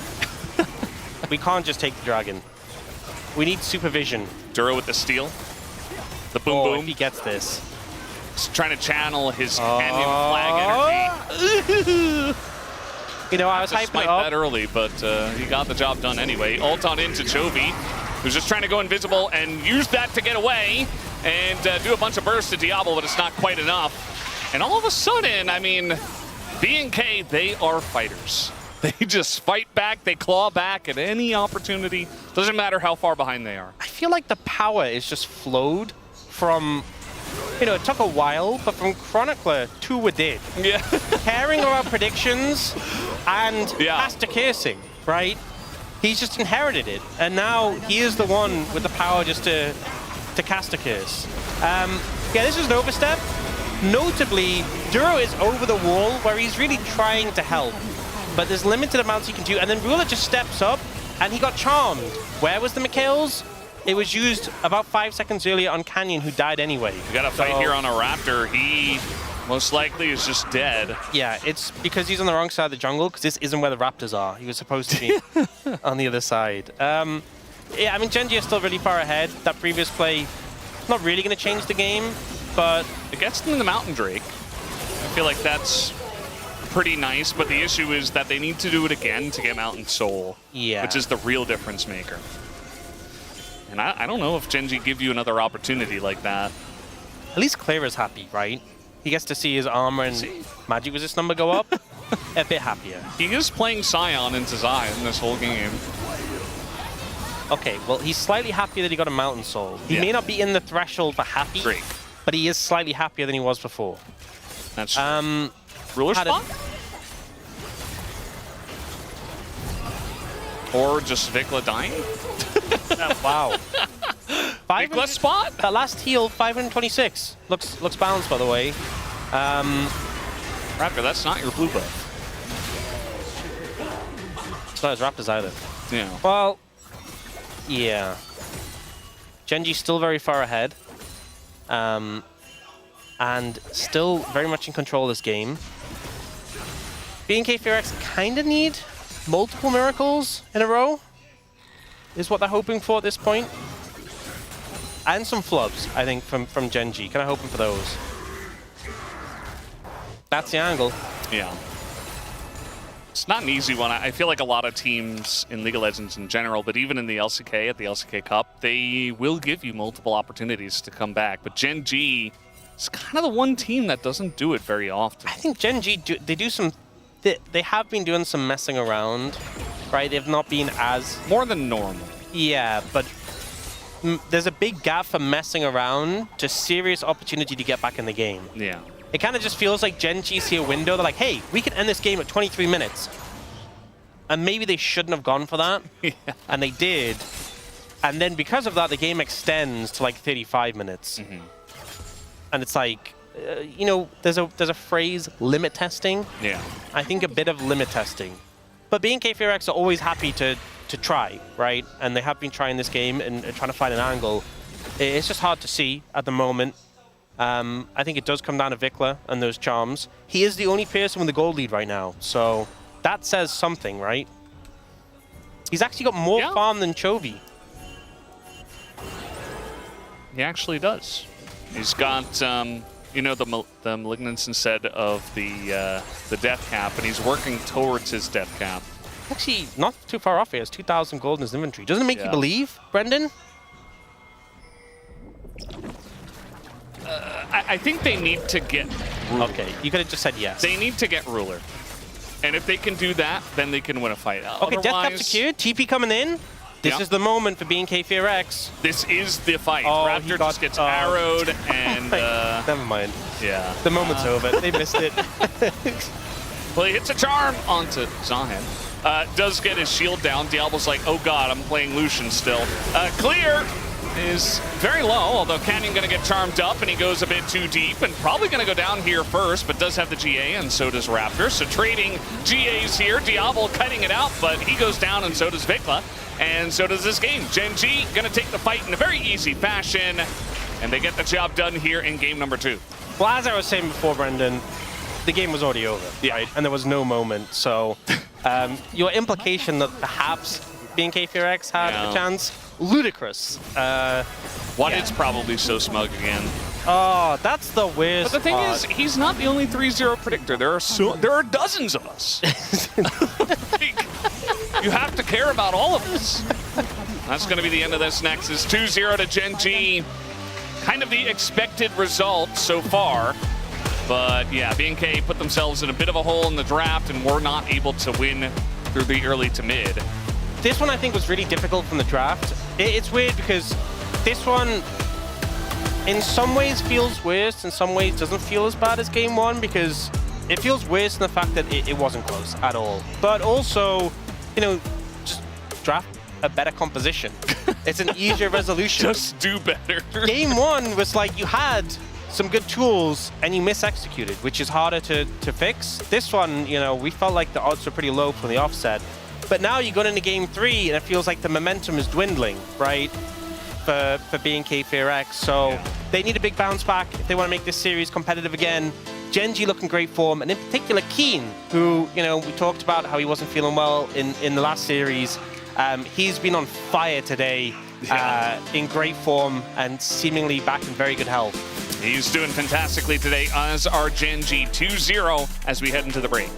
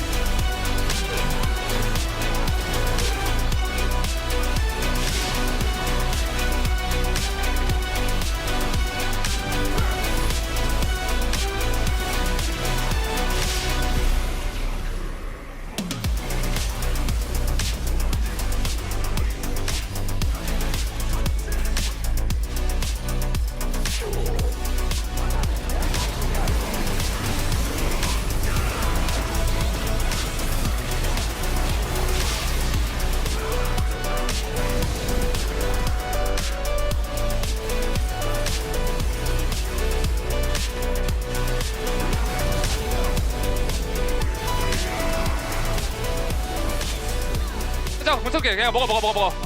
나 공 맞춰놨어. 먹어보자. 먹어봐. 천천히 받아, 천천히. 아리 매우 없다. 야, 병 넘었고. 아 루시안 상태 안 좋아. 루시안 나 제시 없다. 앞에부터 때려, 앞에부터 사이언부터 때려, 사이언. 여기 시 없다. 야 짜오. 야 짜오봐 줄래 짜오. 아, 짜봐. 짜오.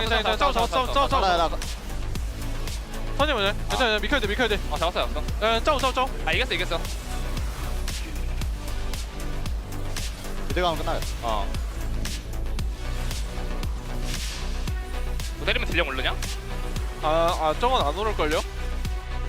그러면 안 때릴걸. 고통스러웠다. 그러게 왜 샀냐? Last game of the series, they need a win. They need a win, and then 2 more after that. If they want to be the first representative of the LCK at first stand for 2026, if they want to be continuing their run in the upper bracket, they at least need a win in this game to continue their hopes there. They will open with a Nocturne ban. Maybe suggesting they want to trade like Ryze and Orianna, and they want to take the Ryze and don't want to give over Orianna Nocturne. Could be an indication they've gone heavy on the jungle bans here, which does mean a lot of stuff is going to be left open and available that was banned before. Orianna's going to be banned by GENG, so that Ryze Orianna trade isn't going to be able to happen.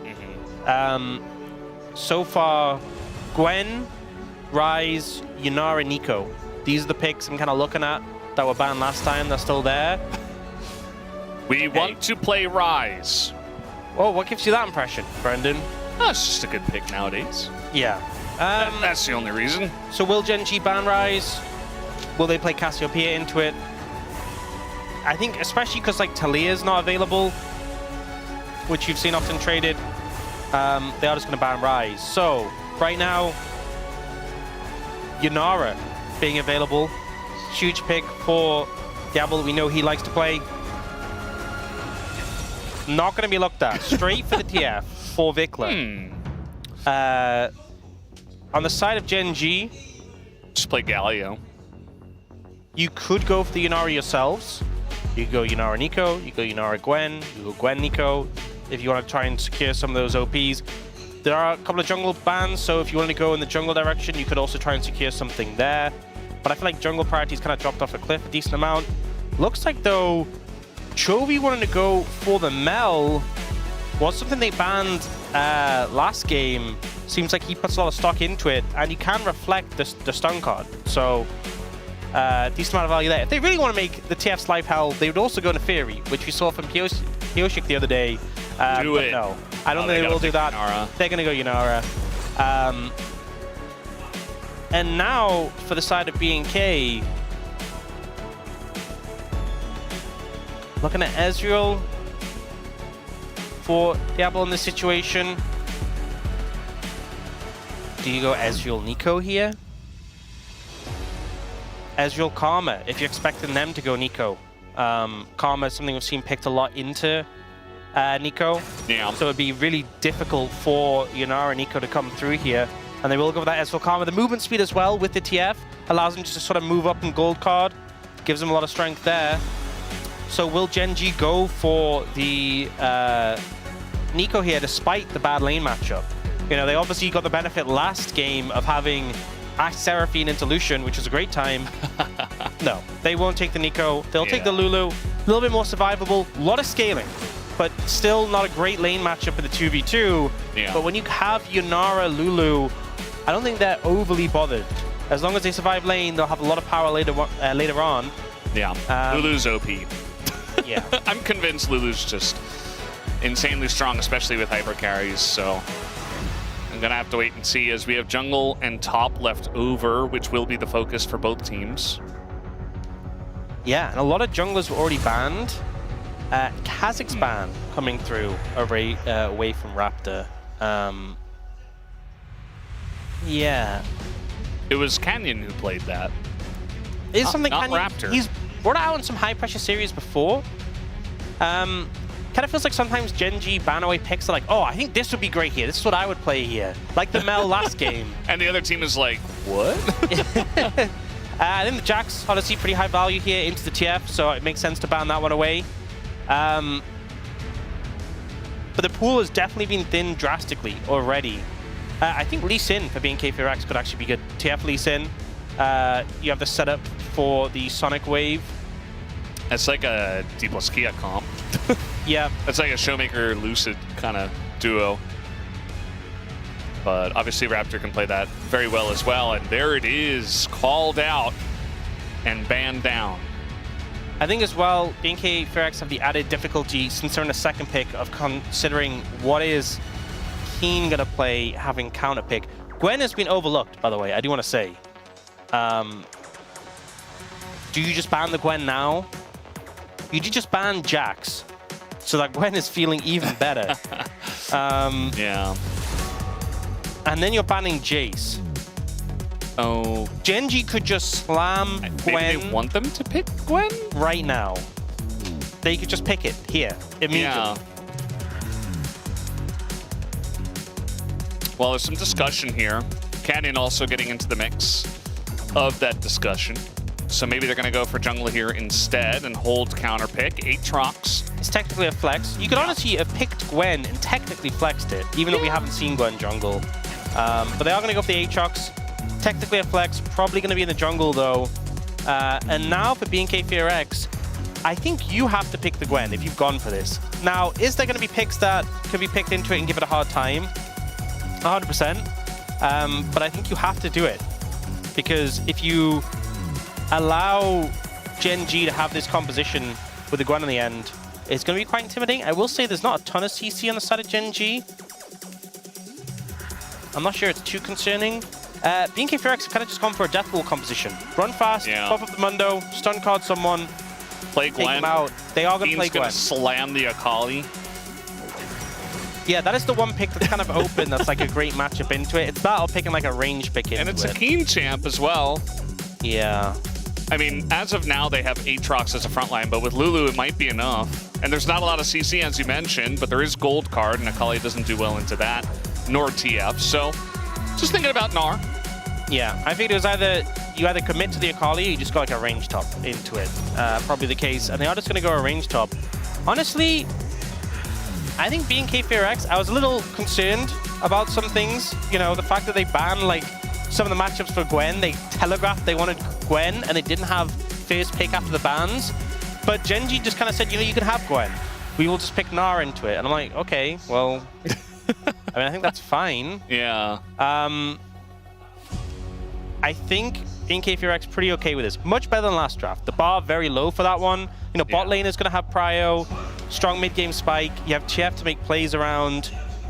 Mundo Gwen is a great front line. If you get later in the game, there's going to be a lot of power there. And on the other side, I think GENG, as much as you have this Yunara Lulu, you know, Gwen can be a big problem.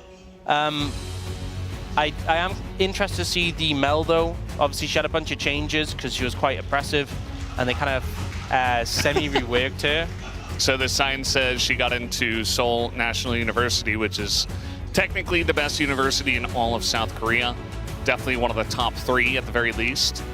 So big congratulations to that fan, GENG fan.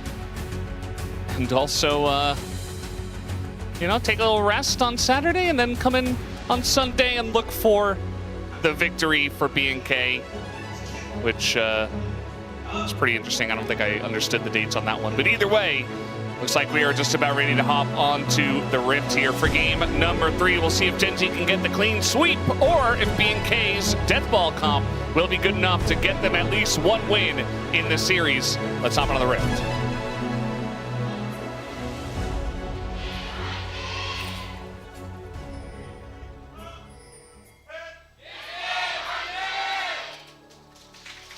Alrighty, game 3.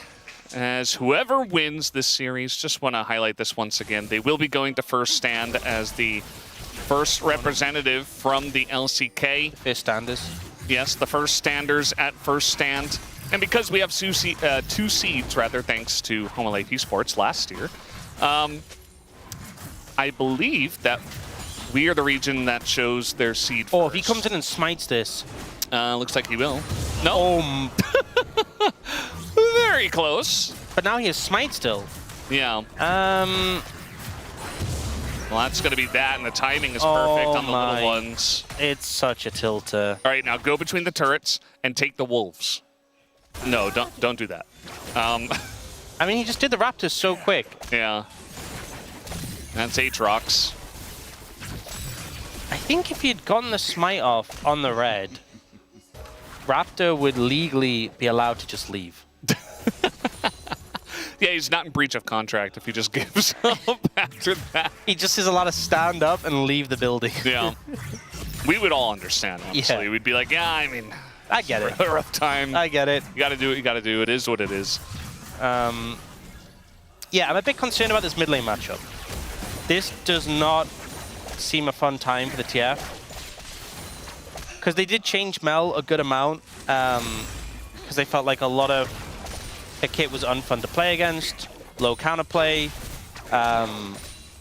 With like her root and stuff. It was like a massive semi-rework, basically. Like, they changed her W as well. Wait, her E is called Solar Snare? Yeah. We already have Solar Flare and there's Solar Snare. That's crazy. They also changed to W. Hello. Oh, that's so sad. Yeah. Like a W no longer provides damage anymore. It has like a shield now. And her E, the root is smaller. There's a lot of things changed, ultimately, but she did get a bit more damage in return in some areas for these changes, but I think just generally the lane matchup into a TF isn't a fun time. And the recourse, right, is you're going to try and... You want to stun card as TF? How are you supposed to ever stun card? I mean, you just try to red card, and what happened? Well, Vikla, at least he's got Raptor nearby. He's still taking an immense amount of damage. You throw a card at the Mel, and she just reflects it. And then wins the trade on top of what, you know, the reflected card. And now Canyon is like, okay, well, my mid laner just dumpstered your mid laner in trades. I'm going to push you out of your jungle and take your Raptors. Your name is Raptor. He's taking Raptor. Oh, man. And now down a level here, Raptor can't really do all too much. Yeah, also, Vikla has already TP'd back to lane. Chovy hasn't. Chovy stayed in lane, still has TP. Look at the state of this mid lane. This is Vikla post-TP. Yeah, Vikla doesn't really have any choice but to stay here and hope that he doesn't die. He should be okay, but... How bad does the lane have to be missing CS to get to the point where Vikla is legally allowed to leave? I mean, he's playing TF, so, you know, at 6 he can just ult somewhere else. We've had mid laners go 0-8 and not leave, so... I don't think you're ever allowed to leave the lane as a mid laner. No reprieve for mid laners. You just have to take it. Just suffer. Yeah. I mean, did pick mid lane. Keen is getting in here. And this is where the range comes in as Clear. He went for the trade, realized he was low, had to flash out. And now he's down his flash. So that means less kill pressure after he hits level 6 onto the mini Gnar. Yeah. Not ideal. Suboptimal, some might say. So we have a lot of pressure top lane from Keen, a lot of pressure mid from Chovy, a lot of pressure in the jungle. Although Raptor's kind of caught up so far.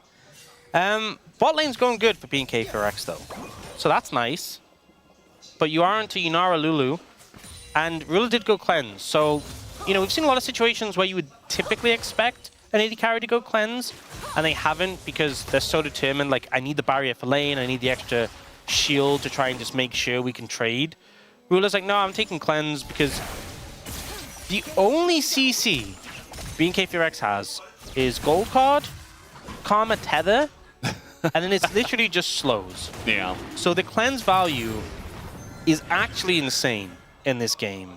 Yeah, not because there's a lot of CC, but because it's extremely telegraphed and it's strong.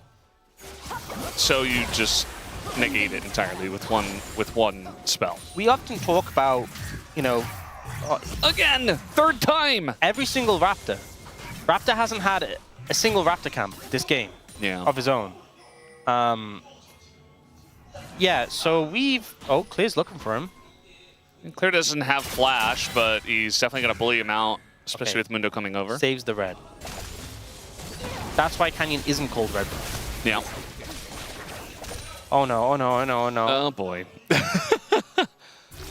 Couple more abilities, at least he's able to get away from that. Has unsealed spellbook, so he was able to heal. Yeah, so we often see compositions, you know, teams are like, I need Vi, I need Nautilus to shut down the Shannara. Having only cleansable CC and a very limited amount doesn't feel so good into Yunara, who has Lulu shielding to back it up. Yeah. One of my concerns I have for BNK4X in this game. Yeah. There's a chance still that if, you know, the Mundo gets fed, if Clear's in a good spot and has a lot of threat, they're very fast and they have tons of chase potential. So maybe you can just rush down the Yunara and burst her, but it's not very reliable engage. It's not It's not going to be an easy time. I think if they do get ahead, though, and they control space and maybe they can turn, they should be in a good spot.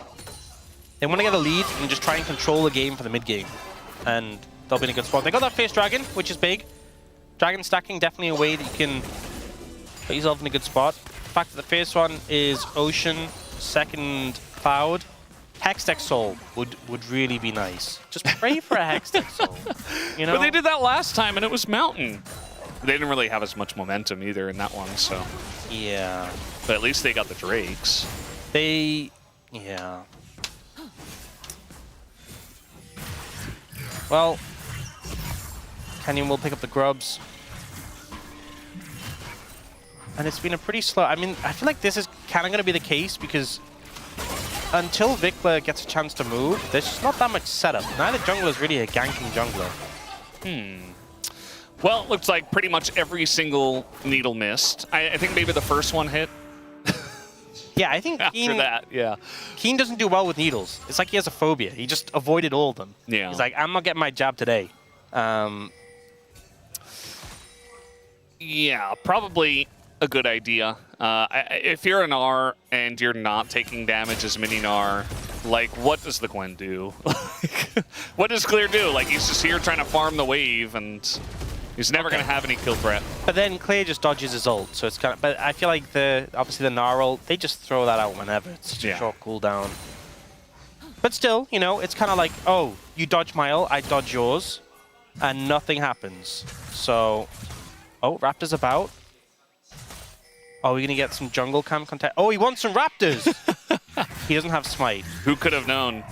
Odds are low of him getting Raptors here. Oh, he got like a couple of little ones. Got the little chicken nuggets. Yeah. Well, he doesn't have Reflect. Stun cards himself again. Oh, round 2? Yeah, there's the root. I think Vikla's just, that. You know, I saw that one coming a long way away. It seemed like Vikla did not. He really wanted that turret plate, and he did get it, though. Yeah. Well, maybe he's just tilted playing into Mel. I have nothing to add to that play.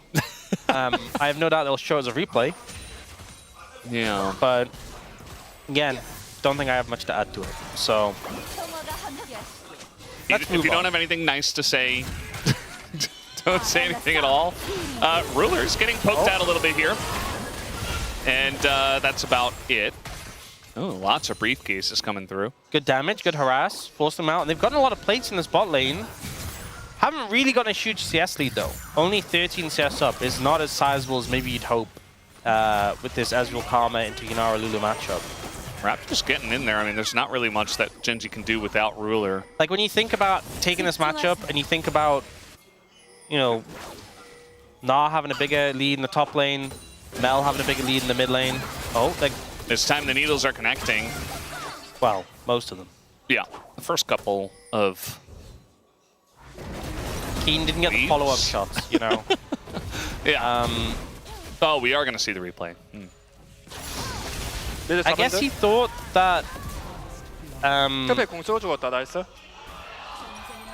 I guess he thought Chovy didn't have enough mana.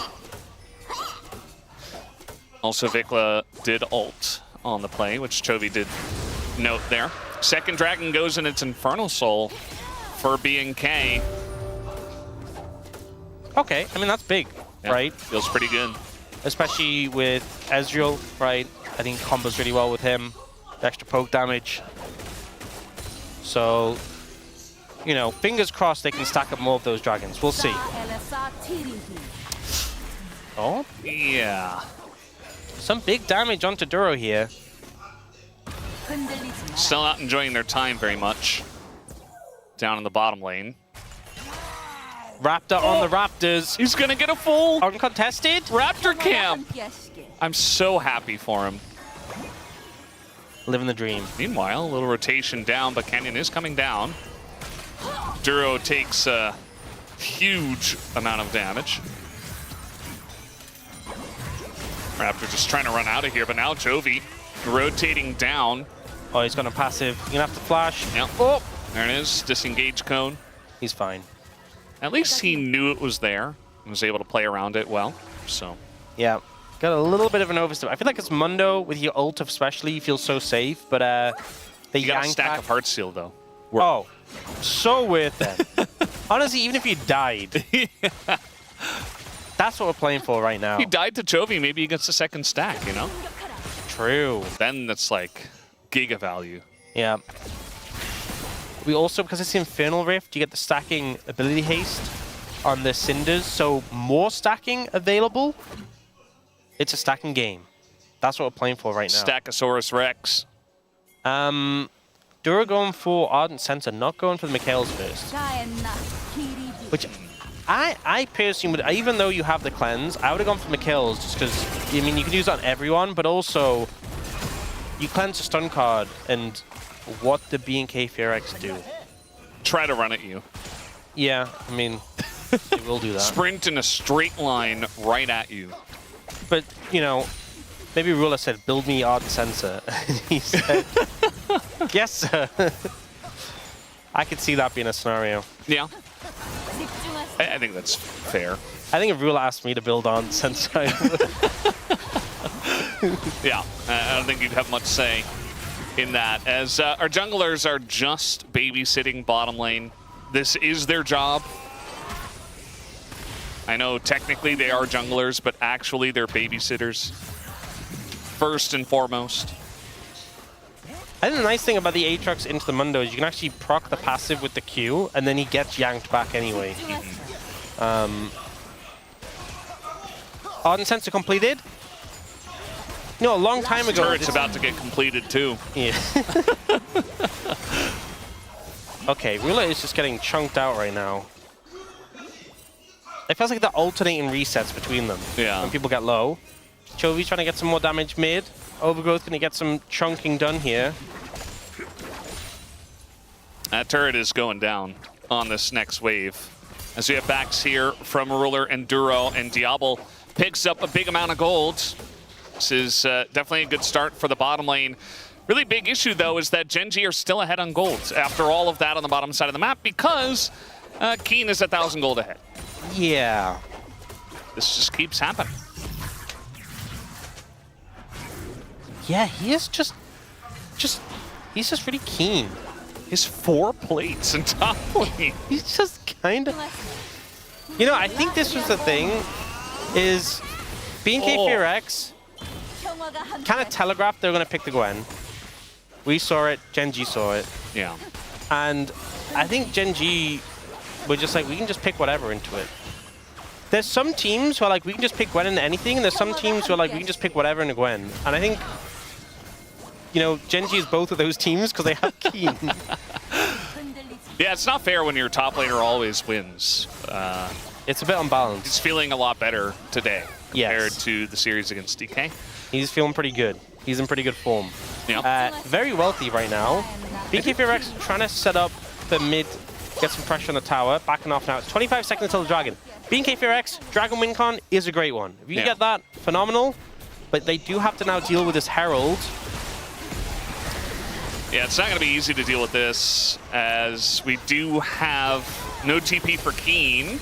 And actually, Nicholas just going to get here first, so it's a 5v4 in favor of B&K for now, as Keen is trying to run on up, but they don't quite get any picks. Finally, they're going to get Chovy, and the damage is there from the Gwen, as now Keen arrives with the Mega Gnar, is going to find Raptor, and that's the jungler, who they do take out his Canyon, just going insane mode on the Aatrox.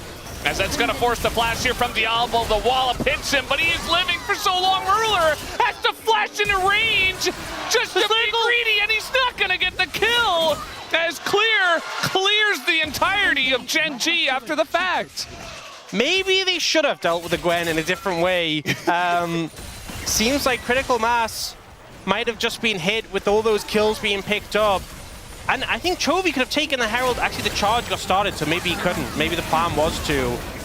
But Chovy gets ran down. You know, the Reflect comes in early, stun card follows, he goes down. And then GENG try and continue the play. They do get Raptor in this situation. I think this is okay, but Canyon commits more, but doesn't find Vikla. And then Keen tries to follow, looks for Diablo here.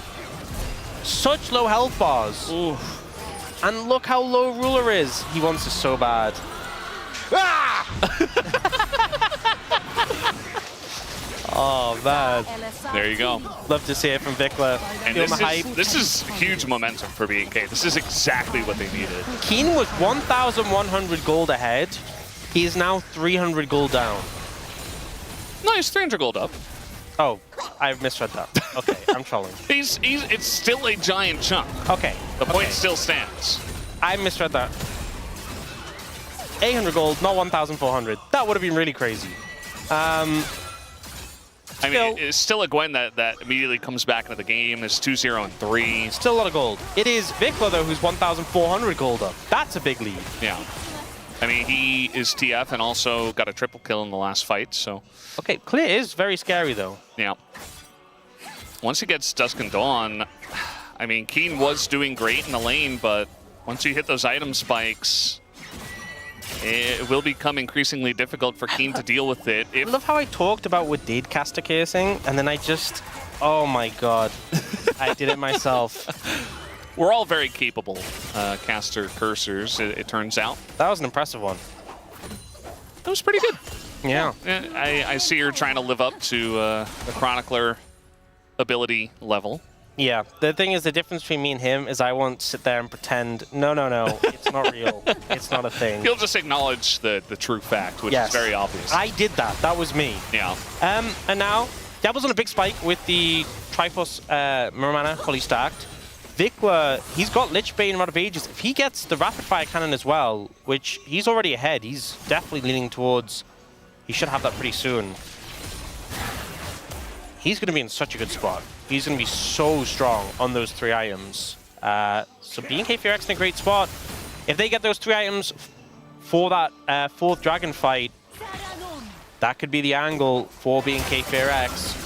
Well, this is the angle to take out the Gwen. You call over your Aatrox and say, let's do it, as Keen gonna go Mega. And that means there's no kill potential, and that is a shutdown for Keen as he tries to work his way back to 1,000 gold in the lead. Yeah. It's just flip-flopping, you know. I feel like we always see the team gold graphs. We never get the player gold graphs. But I feel like the Keen Clear player gold graph must be pretty crazy right now. Yeah. It definitely is. As they're trying to rotate and take out Chovy. Oh, they want to kill him. You know, he's only got one way to...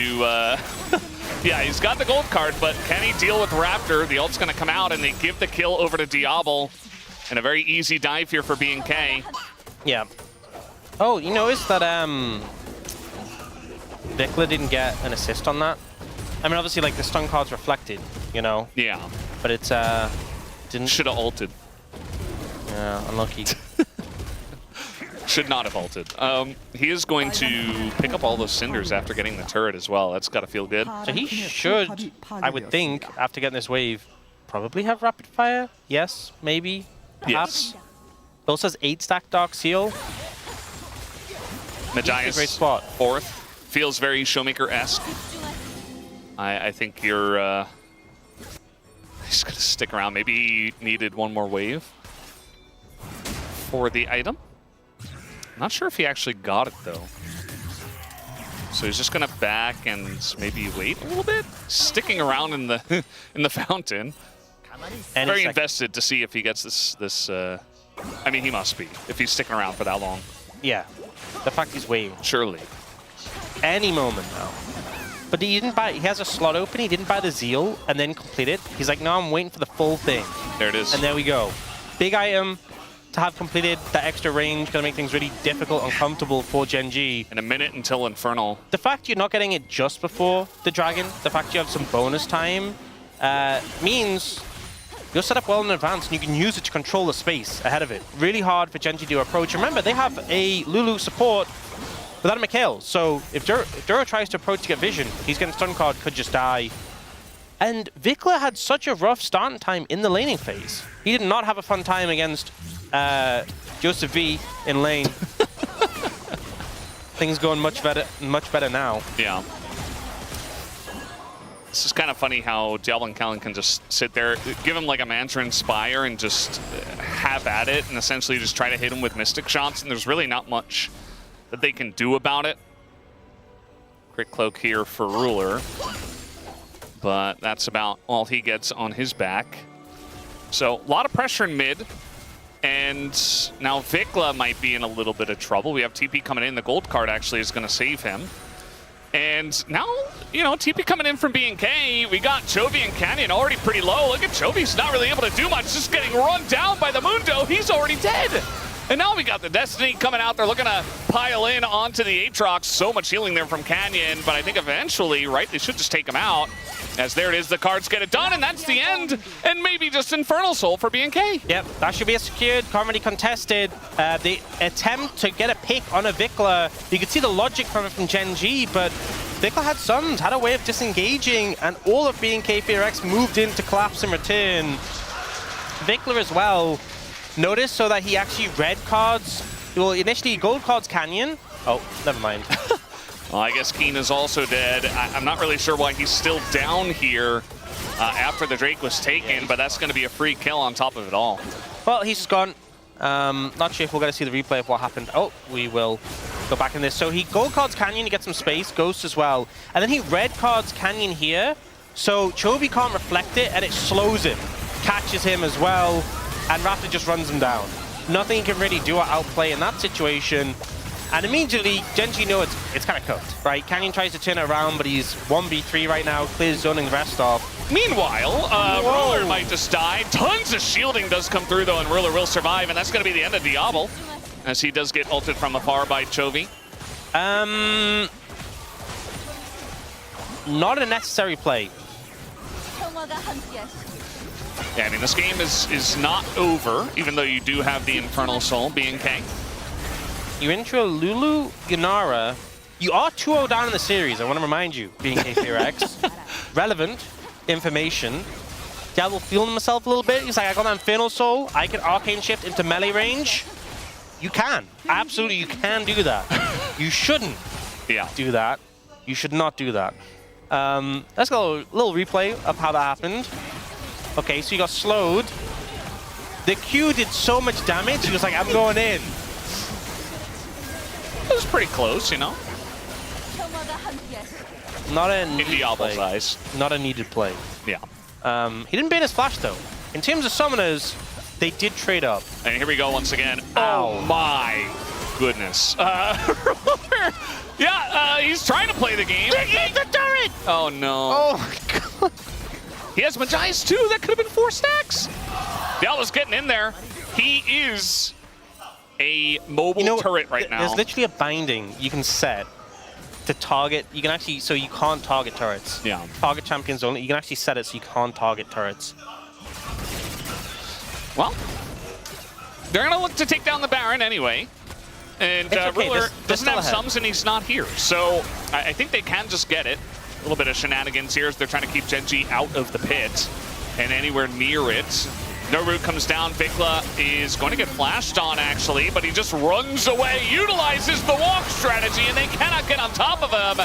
BK, they get the Baron, and they're going to pick up 2 kills. GENG kind of floundering and struggling to make their way into the pit, and they're going to pay a deep price for this one, as that will be the reflection here from Chovy, but the chase is still on. Again, BNK very good at just running at them, and that's going to be Duro going down. And Chovy soon to follow, just throws out an ult. And at least Ruler gets away, but BNK are dominating now. Yeah, I don't think I could have handled it if they'd ended up losing that passage of play on the back of the card on the turret. But fortunately, Ruler not able to get there in time.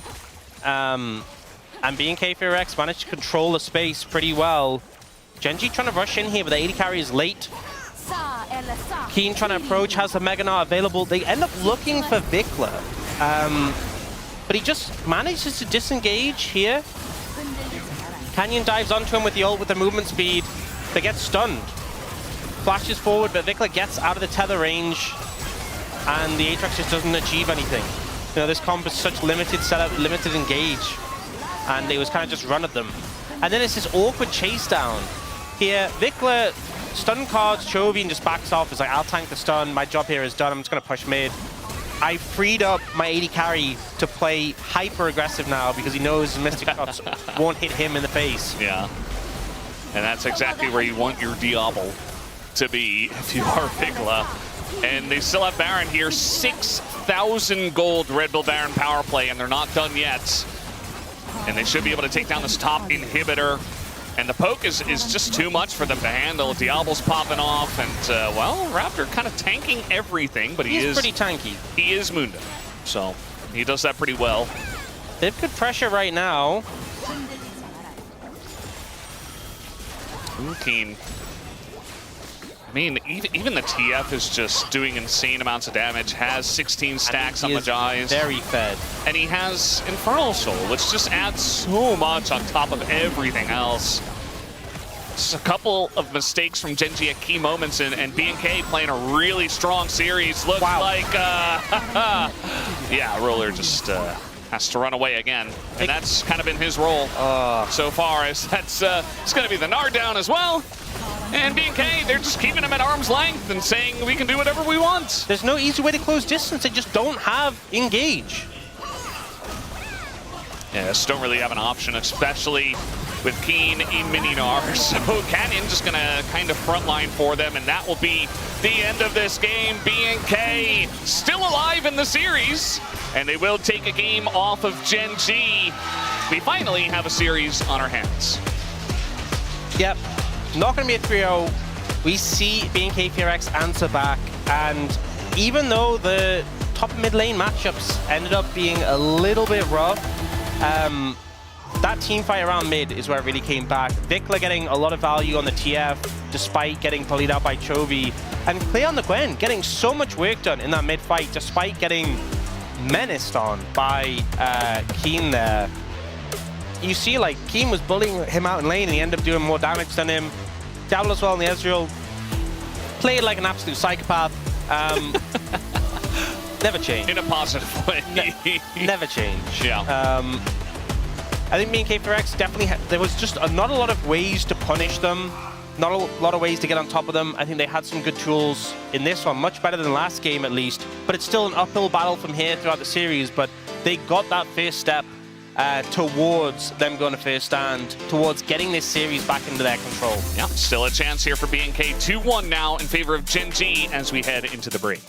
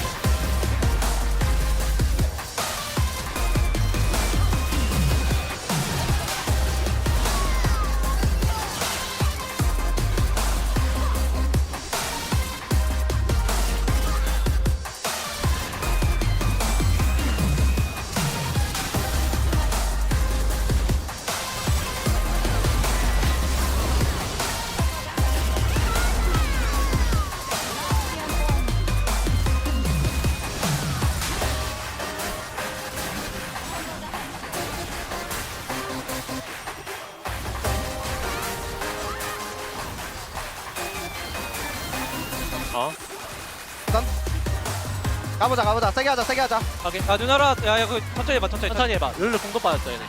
유나는 정확 받았어. 3라인 넣으면 괜찮아. 야, 나를 도고. 대근이 피었어. 괜찮아. 타워 치면서 볼게. 유나 노공이야. 포킹. 타워 치면서. 포킹. 야, 라인 써봐. 라인 쓰면 끝난다. 없어. 나 실드 2초. 나 W 6초. 골카 들고 있어 이제. 나 골카 있어. 아트 막아줄게. 아트부터. 나를 높여? 왼쪽 찌른다. 끝나긴 한데. 나이스. About dragon control, and if you think about blue side, one of the aspects of it is easier approach to the Baron pit. You know, the sides are flipped when you look at dragon pit. Yeah. If you're on blue side of the dragon pit, it's easy to get trapped in the dragon pit, easy to disengage. When you're on red side, maybe that's an aspect of it. Either way, as was alluded to on the space, very uncommon to see red side prioritized in the LCK. And the LCK is definitely known for a region who just kind of always do the same thing. Yeah. So We'll see how it pans out. Renata being banned first immediately by GENG, so Kalista, Renata immediately off the cards. I think that's actually a good look for a Game 4. We've seen a lot of Kalista Renata Game 4, around Game 4 here in Fearless Drafts. As they're going to have Rumble, which is just pretty standard. Yeah, there's still some power picks left open and available that need to kind of be banned, need that respect to be paid. The Nico slid through last draft because that Karma was picked by BNK FearX. You don't really want to play Nico and Karma, so that will be banned here. These are also the two best supports to play with Kalista, is Nico and Renata. So if Diablo was thinking of playing Kalista, his support options being massively limited. It's okay, you could just play Kalista Nautilus. I mean, you could, but Orky gonna be banned here. some of the picks that were banned in the last draft that haven't been here, Ryze, obviously, Orianna. And then there was also, I mean, it was BNK FearX who banned the Anivia to try and get the Ryze. Will GENG try and ban something to try and set themselves up? Are they going to try and trade mid laners? Are they going to ban Orianna to try and get Ryze? Are they going to try and ban Anivia to try and get Ryze? They're going to ban Orianna, so Ryze is open. And BNK FearX won't think about going Anivia into it, they'll just ban Ryze immediately. Jarvan is left up. Jarvan is open and available. Nocturne, yeah. A lot of the junglers. A lot of value. And the fact that, so Ezreal's gone, Corki was banned. So those safer options that can disengage gone. GENG toying with the Renekton first pick. Will lock it in. Nara isn't available. Kennen is, though. And Kennen's a bit of a clear special. So definitely something he could lean on as a response to this. It's almost like they're trying to bait it out in a way as Aphelios gets slammed in, and so does Jarvan. So immediately hovered. The thing with picking, I think Aphelios Jarvan's fine here. The problem is, though, Aphelios Thresh has been really popular. And if you want to get Aphelios Thresh, you kind of have to take Thresh on that third pick, limit your ability to counteract the Renekton for the second set of bans. You're also taking Jarvan without knowing what you're playing into. That being said, though, in this situation, we have already limited a lot of the options available in terms of safe picks that can get out of the Cataclysm. Nidalee. Renekton Nidalee, it's a classic, not seen it for a long time, and they will lock it in. We saw last game, Canyon was so focused on stealing camps, finding momentum, will commit to the pick here, and it's something that obviously gives Jarvan a hard time. Not too much you can do to a Nidalee with all the mobility that she does have. She'll jump out of the Cataclysm, she will jump into your jungle, and looks like they want to pick something for Chovy that can go well with the Nidalee. They're thinking about Akali. Wow. Zoe. Okay. Okay. So quite heavy poke focus into the Aphelios, who obviously can struggle when he's outranged. Yeah. But this is a fragile composition from GENG. Will just be the Thresh that you're going to secure here, so not really giving yourself space to respond to what GENG locked in by almost being forced to take this Thresh here. Also a little concerning because I feel like you want to gap close on what GENG have, but you want the Thresh for safety for your Aphelios. So Thresh, if you land a hook, great, but he's not as reliable as other picks. Either way, this is kind of crazy from GENG. Yeah. I feel like BNK's comp is very good into Renekton, like just as a champion, but the rest of it they're not very good into. So Leona ban, which have to figure that out.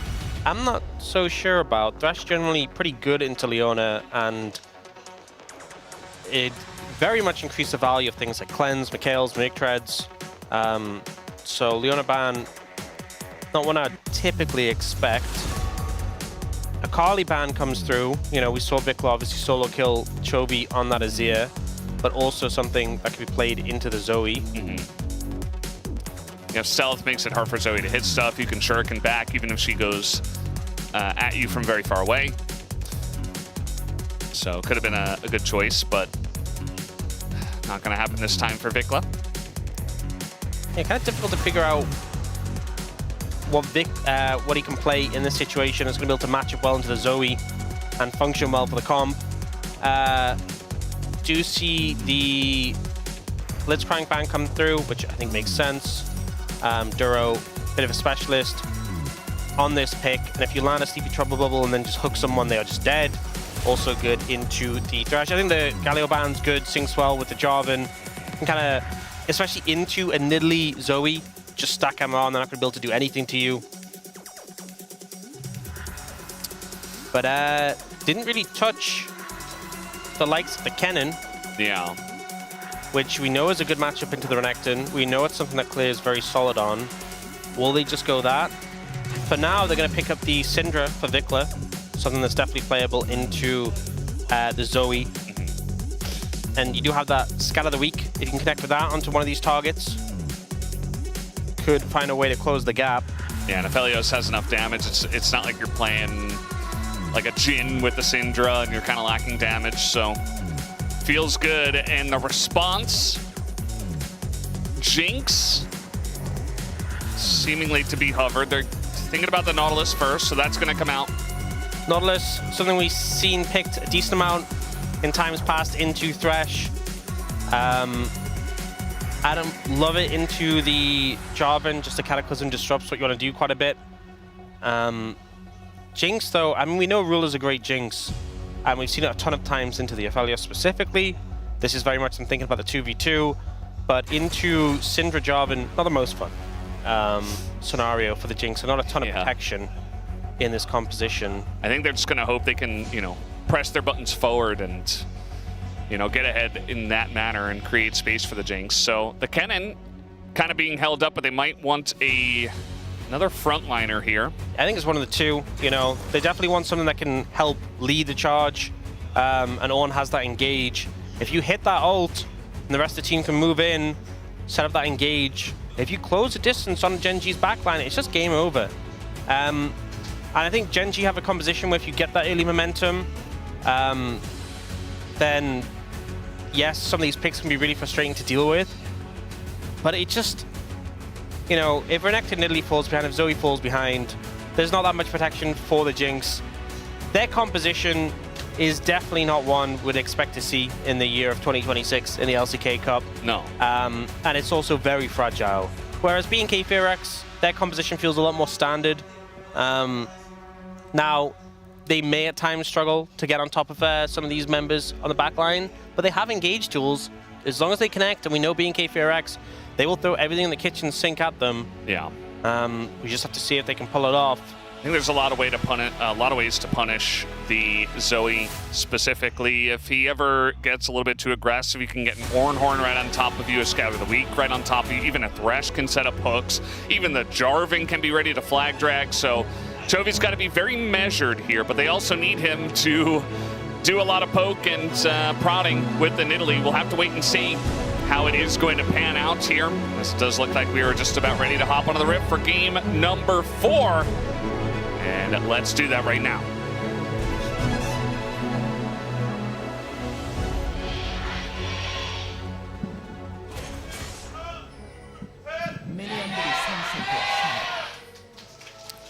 Alrighty, game 4 on the cards.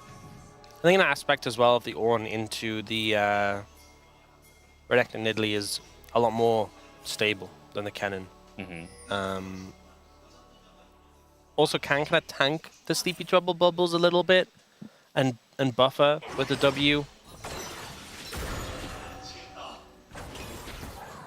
Yeah, I think it's not a bad shout. I mean, they've put Clear on tanks in the past. You know, he was kind of forced on a Scion duty even in game 2. And I think the Ornn, definitely pretty stable, difficult to dive. We'll see if he can just get to the lane. That's going to be his job, essentially, because we know what Renekton Nidalee does. If you haven't watched the LCK, you know, maybe 2 years plus prior, this was very common, very strong duo that we used to see pretty often, especially when they wanted to play aggressively and look for dives. As you stun, and then you throw a spear. And it's AD and AP from top and jungle. Some tempo heals thrown out. Yeah.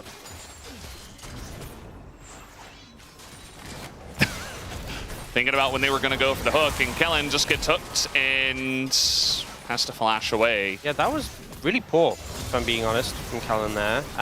He was standing in tower range to be like, you hook me, I'll pull you in, baiting it, and then he stepped way too far forward for no reason, gets CC chained, has to flash. Unnecessary, completely unnecessary. I think they were playing well, using the heal to disengage until that moment, and then just a big misplay that comes out. And now Flashless, he's a bit of a vulnerable target. We talked about the Renekton Nidalee, but every lane has set up for this Nidalee. You know, if you're going to be successful with a Nidalee, you want lanes that can land the CC if you land the spear. Every lane has CC. I was a little bit worried when I saw the Akali hovered for that reason, because Akali, while a strong pick individually, doesn't very well set up for the Nidalee. And blinds can be a bit of a rough time, especially when already they were showing some CC with the Jarvan. Canyon is a bit of a Nidalee connoisseur. Kind of goes without saying, but yeah, no nice to see the stat. Yeah. Oh, that's hook into the minions, and now Diablo just stunned up basically forever. Doesn't want to flash, uses the barrier instead, and Spear nearly hits him, and he might still die as Canyon's getting ready to jump on in. As the tanking goes over to Ruler, he's able to flash out. It's an easy dive and a kill onto Diablo for first blood. So some situations, it's like if you have good setup, you can force a play, you can make a play happen because, you know, you have such reliable CC, you can just kill them anyway. And then some plays happen because, you know, the other team misplays or your team plays exceptionally and you capitalize. This was definitely the latter, right? They got that initial play on a Kellen, and then a great dredge line from Duro connects onto Diablo, and look, it seems like it just catches him just in front of the minion there. Oh. The hitbox a bit too big, he thought he was behind, and also he's not able to grab the lantern in time. The hook from Kellen pulls Duro on top of it as well, and now he's low enough that they can kind of just walk in and take the kill for free. They do have to burn a lot of sums to get it, but it's still a pretty free one. No response comes out, and ultimately this was just an opportunistic play from Canyon. His bot lane winning the 2v2 and him coming in and able just to pick up a freebie. And now not only does he have a lead, but his bot lane also have a lead as well, because Diablo was denied so much farm in that situation. Yeah, it's going to be a fun time for Canyon now, who's going to be accelerated. And we'll look to hit that first item as fast as possible, and can really begin to terrorize some of these lanes, because, you know, if Nidalee is behind or just even and not really getting a lot of value through counter jungling or ganks, it doesn't really feel like you're getting value out of your pick. As we take a look at what happened in mid, looks like Chovy had to flash. Yep, Kellen showed up there, and that got forced, so good moves there at least. To get the cleanse on Vikla though. And top lane, Keena's gonna Cole, has a little bit of a lead, but Clay doing okay so far.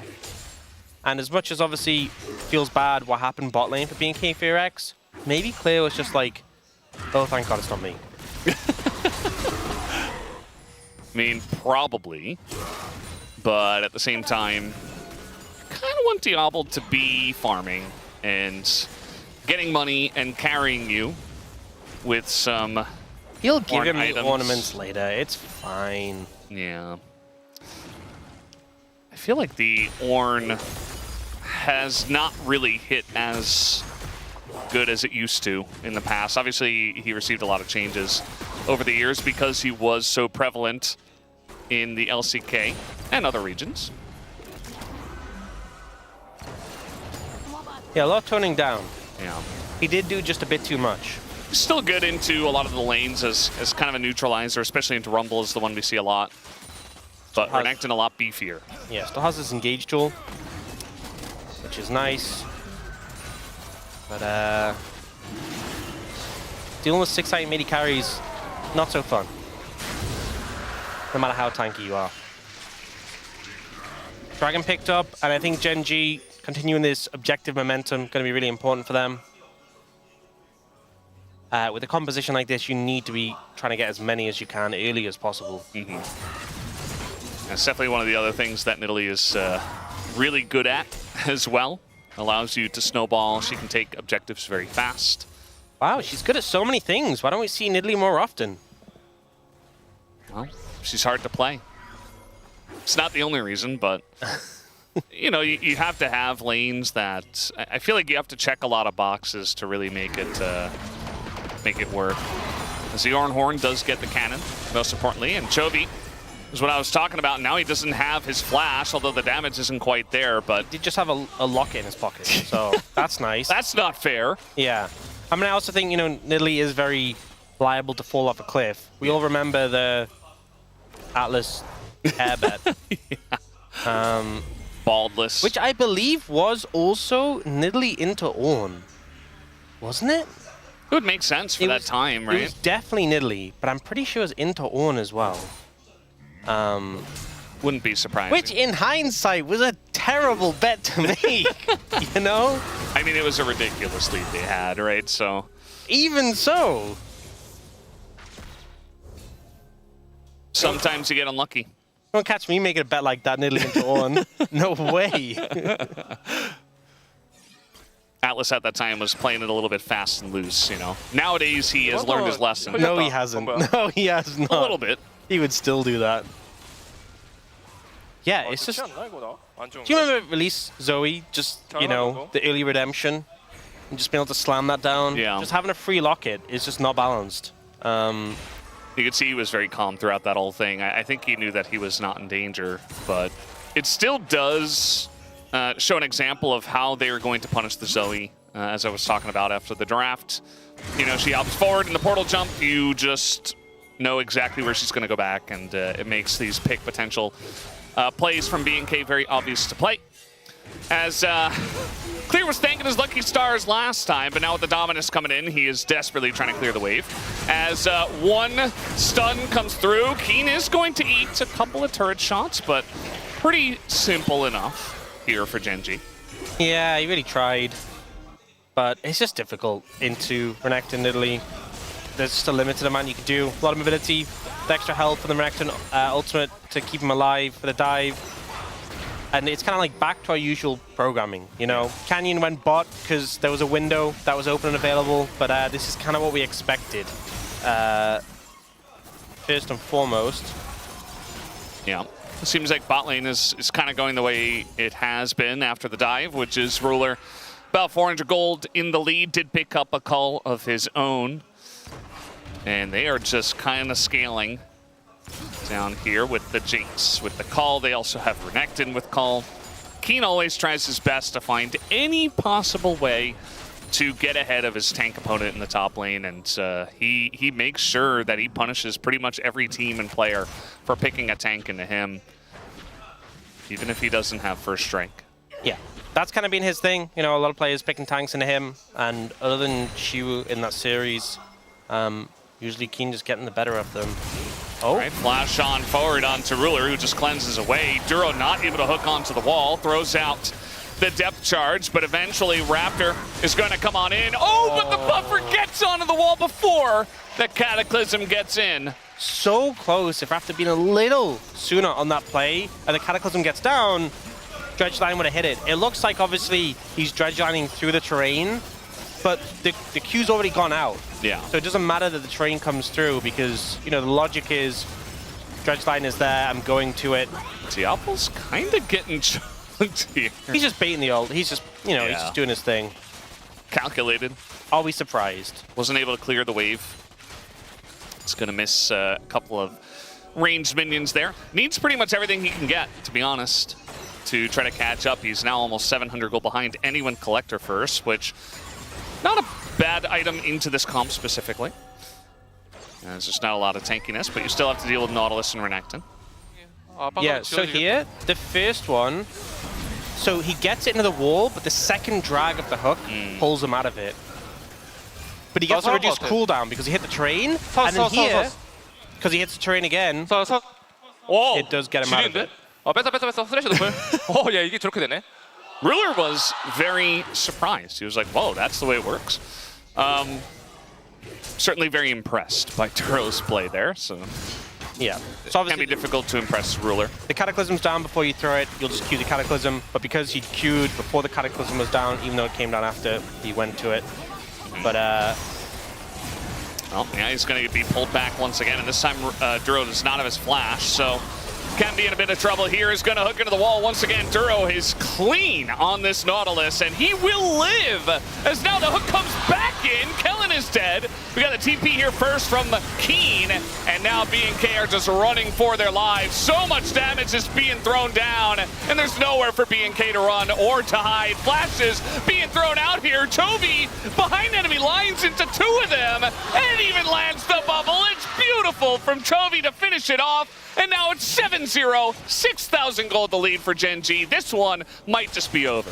And I think Kellen might have respawned in time, so it wasn't quite an ace, but it pretty much was. All 5 members of B&K VRX going down a 6,000 gold lead. This is what you need with a Nidalee composition. And Duro is just doing his best Spider-Man impression, the way he's just latching onto these walls. Crazy work. So here's the first one. Again, grabs the terrain, but he's pulled out of it. But he gets the reduced cooldown. It's halved, so notably he can go for it again. Buffers out the CC, walks off, gets the heal. And then he's like, oh, now I have my cooldown again. I'm going for Thresh. They get that first kill, and then they can move forward aggressively. Player TP's in and tries to peel, but they're already so low. So much was burnt onto this Nautilus. And then they think they can stop. But the problem is they're into a Zoe. So Chovy is just picking up all these flashes and able to dive forward. Oh boy. Kills Vikla, gets the 너 되게 sleep 잘 빠는데 오늘? 뭐냐? onto Diablo. 2판? 오늘은 아니고 2판.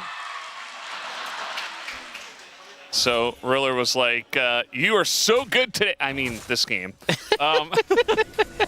Riller doesn't want to over-compliment, you know? He wants to keep Duro in his place. Keep him grounded. Which, you know, Duro has been really good this game. So I think he's been great other games too. But Riller not going to go that far. And now, I mean, it was 6,000, now it's 7.5. They got both of the Drakes. It's Ocean Soul, but like, legitimately, I think this comp could win with any Soul. As long as you're this far ahead, and you have a Jinx that's nearly 3,000 gold ahead as well. Your Nidalee has an arm guard. It's kind of like a luxury arm guard at this point. I just, unless GENG severely overstep, I do not see B&K having a way back into this one. I'm not going to bet my hair on it. We're not going that far. We've learned our lesson here as a team. But, yeah, but you wouldn't trust GENG. I would actually, but oh, so you would bet your hair? Still no hair bet. No, still no it's hair bet. Not gonna happen. Maybe we should call up Atlas and see if he'll bet his hair, even though he's not working today. Just invoke it. You know what? You know what I think actually should bet their hair? Because the first time... Oh no. There's the stun, there's the bubble. Yep, see you later. The first time, it was Atlas who bet his hair. Yeah. And there was someone else on standby who didn't. And who might have that been? Chronicler, right? Yeah. So maybe we should bet Chronicler's hair.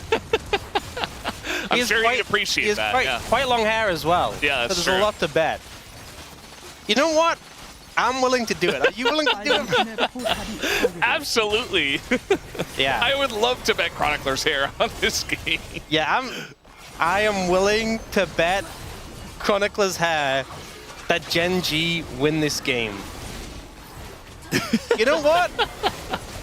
I'm willing to bet Chronicler's hair that they don't win this game. Yeah, Jisun also said she got telepathy, a message from Chronicler that, in fact, he has agreed to their bet. Okay, well now I'm really rooting for B&K VRX. I have never hoped for a comeback more than this. All right, here's the beginning. They're going to make it happen. Raptor takes the lantern. He's like, wait, that's Nautilus. Guys, come on, lock in. This is for Chronicler's hair. This is for all the marbles. It's very important that B&K win this game. This is vital. Yeah. So Canyon's just gonna go ahead and take the Rift Heralds. Yeah, we usually try and stay unbalanced, but in this situation, I think everybody can join us. You know, get they would behind understand. this. Yeah. Duro, they're finally gonna get him to flash out of a Cataclysm. But yeah, he's still unkillable. Has not died yet. Yeah. And so far, it's actually a perfect game. Wow, makes it seem like a really good hairband, doesn't it? Well, he's already agreed to it, so you know. Yeah. Through telepathy, of Don't course. need to pitch it anymore. Yeah. He's already fully consented. He's on board. Yeah. Okay, it's an Ocean Soul. So here are the factors to take into account. Ocean Soul, so weak soul, right? Also the sustain, not going to make that much of a difference. You already have sustain with the Nidalee, so, you know, we're fine. Ornament's going to get handed out in a bit. Oh! Oh, for who? I'm worried about Diablo. Nice little dodge. Yeah. Raptor just tanked it because he does that. They've spotted Keen. He does do that. Keen still level 13 Renekton, and not even going to Dominus. Doesn't even give them the time of day. Man, I've never been so invested. All right, here's an opportunity. Bikla trying his best. He heard about the hairband. Ruler just gonna continue with the Rift Herald into mid. Watch out for the spear! Yeah, that hit the exact right target as well. Okay, it's fine, guys. Just back off. You don't need to contest Dragon now. Give space. It's just Ocean. It's just Ocean. It's just Ocean. It's okay. Back off, heal up, give it some space. They've lost some towers. It's unfortunate. Uh-oh. Bikla, careful, Chovy. Bikla, no! Yep, Pen, just walk through it. Walk through it. Nice dodge. Yeah, he's trying to just walk this one off. He's not even gonna flash. Uh-oh.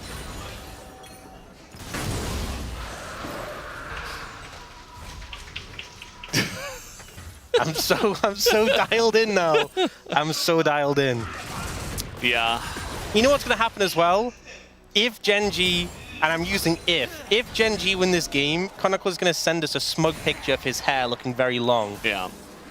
So Degon also said he would hair bet 9,000 lead. Wow. Does that mean, like, GENG need to win with more than 9,000 gold? Otherwise, he's going to hair bet? Like, what if they win with 8,000? All right. Wow. All right, Degon's getting in on the fun as well. Oh man, come on, BNK Fearex, lock in. I mean, they're trying. They're honestly, like, it looks like they're doing as good as they you got can cleanse. From 11,000 gold down. Duro does not have flash, but he's also pretty tanky. I mean, even the power comes in. The rocket gonna hit Kellen, but you know what? I mean, BNK get the pick. We do have Chovy on the long flank, though, coming on in, and the Zhonya's is there, and Bikla, oh no! He is just not existing anymore! It's popped like a balloon, Keen once in. They got him! And, well, he also... Oh no, the resets! Yeah, now we get the resets, now the Jinx comes through, and now there is no hope for BNK in this fight. Man, why did GENG have to be so good at the game? Oh, GENG. Well, BNK had their shot. I feel like, you know, if they had won... No, it's not over. I'm not giving up yet. One, I'm not giving up yet. Okay? we would have had a real series. I still believe. There's still hope. Well, the Nexus hasn't died yet. All I need, Brendan, I just need you to picture in your mind Visualization. Degon and Chronicler bald, right? That's a great picture, honestly. Just visualize that. Yeah. That's all I'm asking. Man, Chovy's Zoe is pretty good. They did a decent job of kiting back, but the health bars got low and they're playing into a Jinx. Zoe. I mean, this is one of the most... It's one of the most difficult comps to play against from behind. Like, you can't get away from them. There's Nautilus, too. The Nidalee, you're never going to outrun her. The Zoe will always flash after you. The Jinx is going to get excited. Like, there's just so many tools in the toolkit here for GENG to make sure that you do not survive. Yeah. Oh, that's, So one of these guys is better at buffering than the other. And it's Duro is better than Raptor in this case. I think the game is, you know, I'm gonna say it. I think the game is over. You've lost faith? Yeah, I think I've now that it's 15,000 gold, you know, I think it's safe enough. Oh, wait, Jinx ulted to stop the recall. Yes. Oh, man. They're just too good. It's looking like GENG is going to Brazil, guys. I mean, if they win this, they will earn a seed to first stand because LCK has 2 after last year. And BNK, they were trying their best. They wanted it so badly. They took out T1 a couple of days ago, and they said, we can take out GENG as well. And then GENG said no. And I think that's just what's going to happen here. They throw everything into the Renekton. And, you know, they got the Renekton. And that's about it. Flash comes forward. The Battlestar was pretty far off, but it doesn't quite matter. As he's got a Magi, he has 16 stacks. It's 16,000 gold. And GENG, they said, oh, we actually lost a game to these guys. Let's lock in and make sure that that doesn't happen again. Because now it's just a kettle of fish. They're throwing everything at them, and there's no hope here for BNK. Diablo just being bullied in the fountain, and it looks like GENG will put the top on this series. Ruler just running in the face of all of them. They can't do anything to this Jinx. It's so sad. And Kenan says, I've been in this position before. Let's just kill the Nexus. Never mind. Let's enable Ruler to get a pentakill instead. I don't think it's actually a penta. It's a double into a triple into Vikla standing still. That will be the end of the series. Quadra for Ruler, and GENG will be moving on to the finals in Hong Kong and also on to first stand in Brazil. GENG, our best team from the LCK. It was only a matter of time until they were sent there, and today they were able to lock it in. And Dagon and Chronicler will both keep their hair intact. You know, So happy for GENG, very deserved. Not a big surprise. A little bit upset about the hair thing. We'll talk about that later. We'll try and get them to shave their hair for other reasons. We'll work on that. I'm sorry. We can bet Chronicler's hair on a different series. We will do that. I can promise you we'll make that happen. But GENG bouncing back in a big way, and Keen looking much better. Hopefully feeling much better. BNK VODs, I'm glad they got a game, right? I think it's showing that they are still a leveled up team, but still a lot to work on before they can really challenge GENG. Joey's like, oh, let me delay putting in my keyboard to give you a thumbs up. You deserve this. I am Chovy. I am a generous god. And I think the only right vote here, Ox, for POM is, of course, Keen. You know, maybe Tidzik, maybe Soup go for Ruler or something, but I think it's a pretty obvious one, especially after the first couple of games. His Renekton also was great. Game 3, he played Gnar. You know, he was doing well until the game kind of fell apart. Not necessarily his fault. But yeah, he locked in, all of GENG locked in. I'm sure that this won't be a unanimous vote because games 1 and 2 was where Keen really popped off and people already forgot about those games. But it is what it is. Yeah. Somebody I'll tell you one thing. Player of this game, Duro 100%. Without doubt. Yeah, sure. Ruler agrees. Yeah. Duro on the Nautilus. Main feature point of a lot of these plays with the Spider-Man moves. This just felt so frustrating for BNK VODs. I mean, you just don't factor this in, that the Nautilus is just going to permanently escape from these plays, and they felt a bit bedazzled when it happened. Apparently, Duro really likes Chronicler's hairstyle. So, to be honest, I do too. It's pretty cool. But wouldn't it be funny to see him bald? It would. Maybe next time. We got more League of Legends series. I bet he'd look great bald as well. Yeah, he really would. It's not fair. 와이바 와이 없다. 와이 없고 다리 좀 넓게 잡을 걸. They're saying nobody has flash, I think. 아, 끌게. 나이스. 바로바 8점. Just calling cooldowns. 저기 한다. At what point do you think Ruler calls for a penta? 바로바 나왔다. I'm gonna say like right now. 야, 넥서 치는 거 이걸 봐줘야 돼. 나 만화가 없어서. 나도 만화가 없거든 They're saying like we don't have mana, we actually have to protect Ruler. 해줄게 그냥 자르만 노플 재혁이 형. I think They're saying no flash again. 앞에 노플. I think after Felios he calls for it. 나 전지. I knew it! I knew it! I knew it! 아, 내가 쳤어. I knew it. He starts freaking out and he's like, oh. He's like, don't hit the Nexus, and then he hit it. He's like, oh, crap, I hit it. Great damage from Ruler in this game. He wasn't necessarily the main character, but he did his job. Did a bunch of damage on the Jinx, got all the resets, and finished them off. The Jinx ends up being a great pick. Canyon, Nidalee win rate keeps going up. Keen, great on Renekton. Chovy, great on Zoe. Ruler, great on Jinx. It's Keen, gonna get the POM. This shouldn't be a surprise. Crushed lane every game and was a monster in the first two. Third game was really far ahead, but there were some shenanigans that led him to fall behind.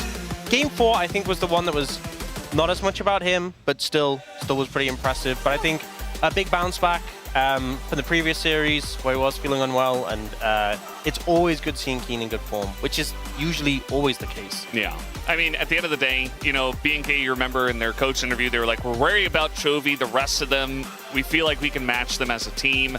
But you and I were, you know, pressing X out on that one because Chovy's a carry, Ruler's a carry, Keen's a carry, and then even after that, like, Duro can do insane stuff, Canyon, very obvious. You know, it's just a team full of carries, so it's not fair.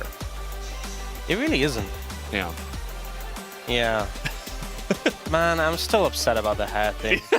Don't worry, we have more opportunities to bet Chronicler's hair in the future. Honestly, and I'm sure Deacon will just jump right in as well. In hindsight, offer, you know? we should have bet the hair on Genji winning that game. That would have been... We did have that option. A little bit less interesting.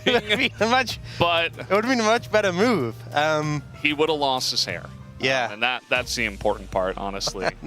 But yeah, this makes a lot of sense. Genji moves on. And we have a game tomorrow. This is what I came in today, and I was like, this is what's going to happen. Genji's going to win, and we're going to have a match tomorrow between T1 and TK. But they won 3-1, which you didn't think was going to happen. That's true. Yeah. Although everybody on our side was like 3-0 or 3-1, so we kind of like split the difference on that one. By the way, guys, team interview coming up next, so make sure you tune in for that. Yeah. And pretty cool. They're obviously our first team going to first stand, and also they've already secured their chance to go to Hong Kong and battle there for the #1 spot. Who's going to be team number 2? That's the question. The odds probably say T1, but after BNK defeated them, maybe it's just BNK. And I think the guys who thought that DK was going to get in, I think it was Wolf and Wadid who said, you know, DK is going to get in instead of BNK. Over to Hong Kong, that is. I'm not sure about that. I will say BNK losing today definitely, because if BNK had won today, the coffee bet, they would have just lost it immediately. That would have been funny, actually. So over. Yeah. What if both BNK and DK wins? I guess coffee bet is just void. It's just over.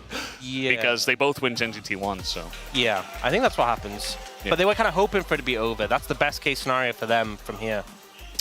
So Subin came out, and Genji decided that they would not. Here they are. A little bit delayed, you know, there's a lot of them.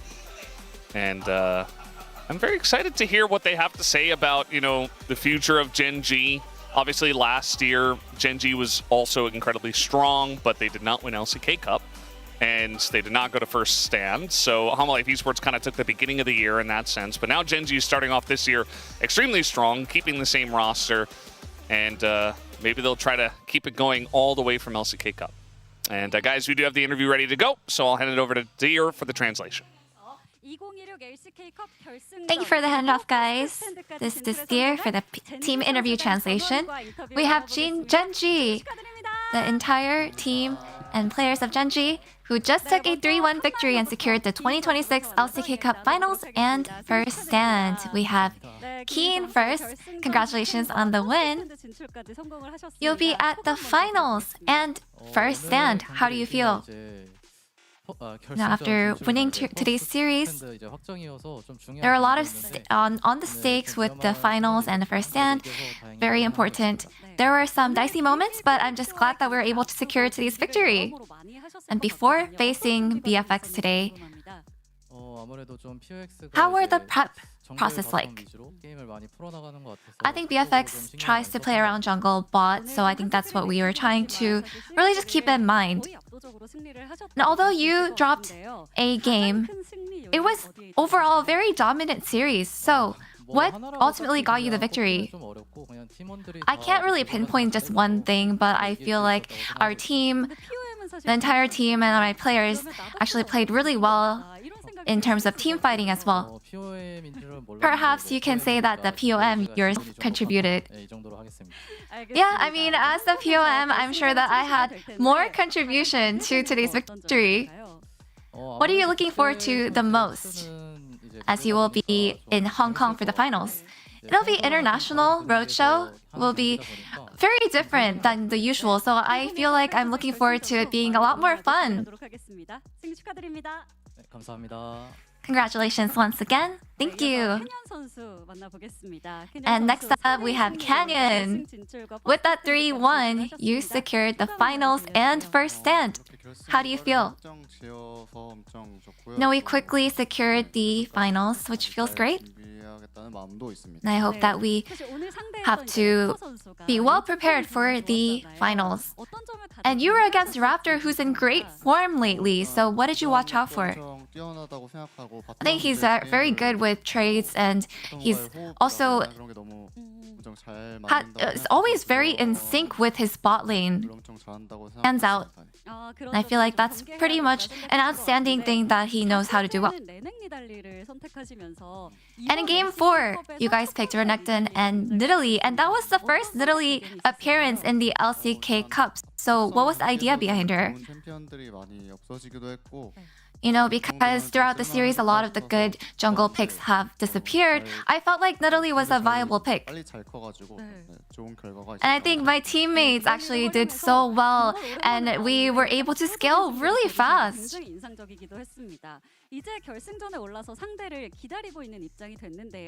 So you have risen to the finals, and we'll wait for your opponent to climb up. So, who is it going to be? T1 or BFX?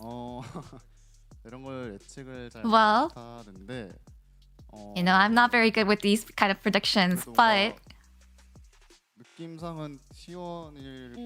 I just have a feeling that it's going to be T1.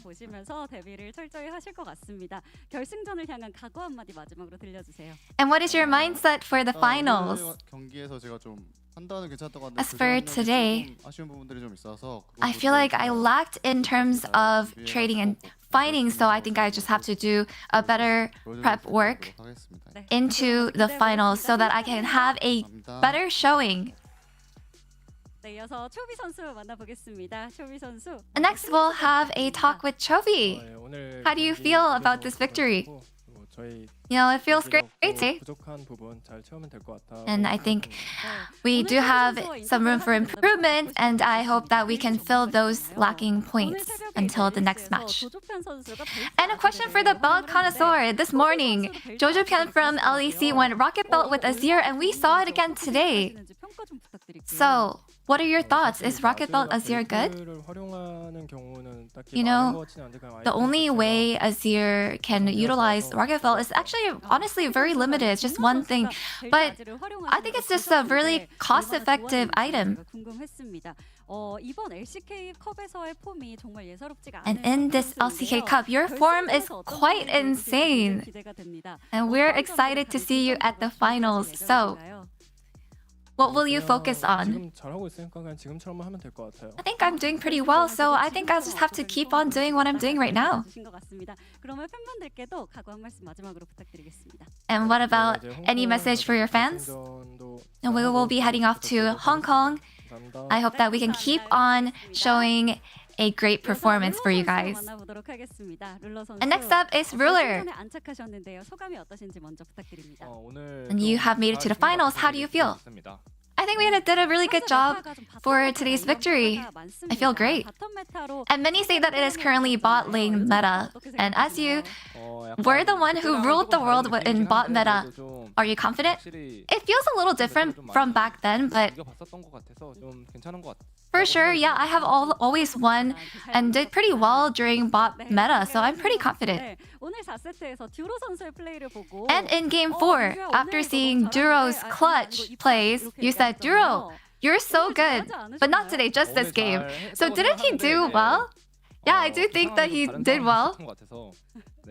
I feel like maybe there were some circumstances that he could have done better. You know, you could say something pretty nice, right?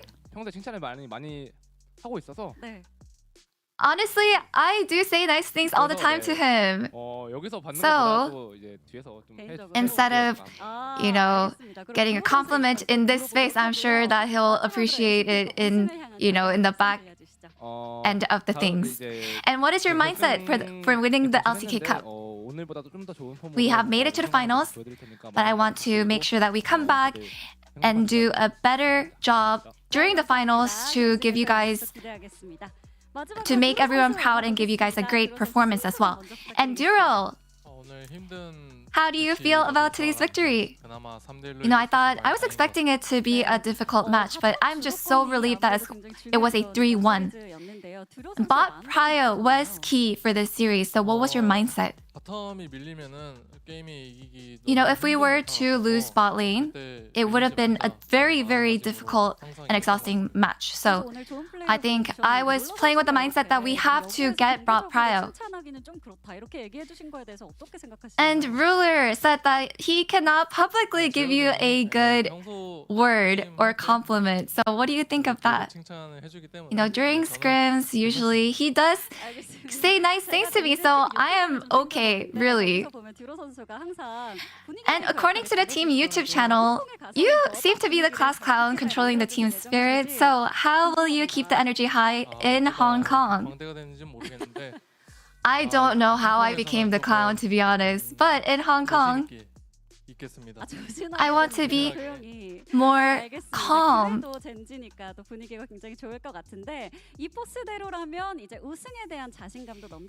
And with this momentum, I'm sure you guys are quite confident to win the finals. So what is your mindset?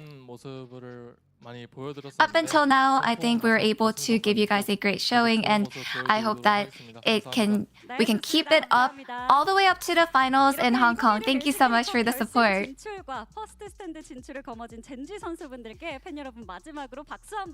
And let's give it up one more time for GENG, who has made it to the LCK Cup Finals and first stand. And that's the end of the interview with GENG. And back to the space. Thank you. Welcome to the desk, Arrow. Oh, look at that!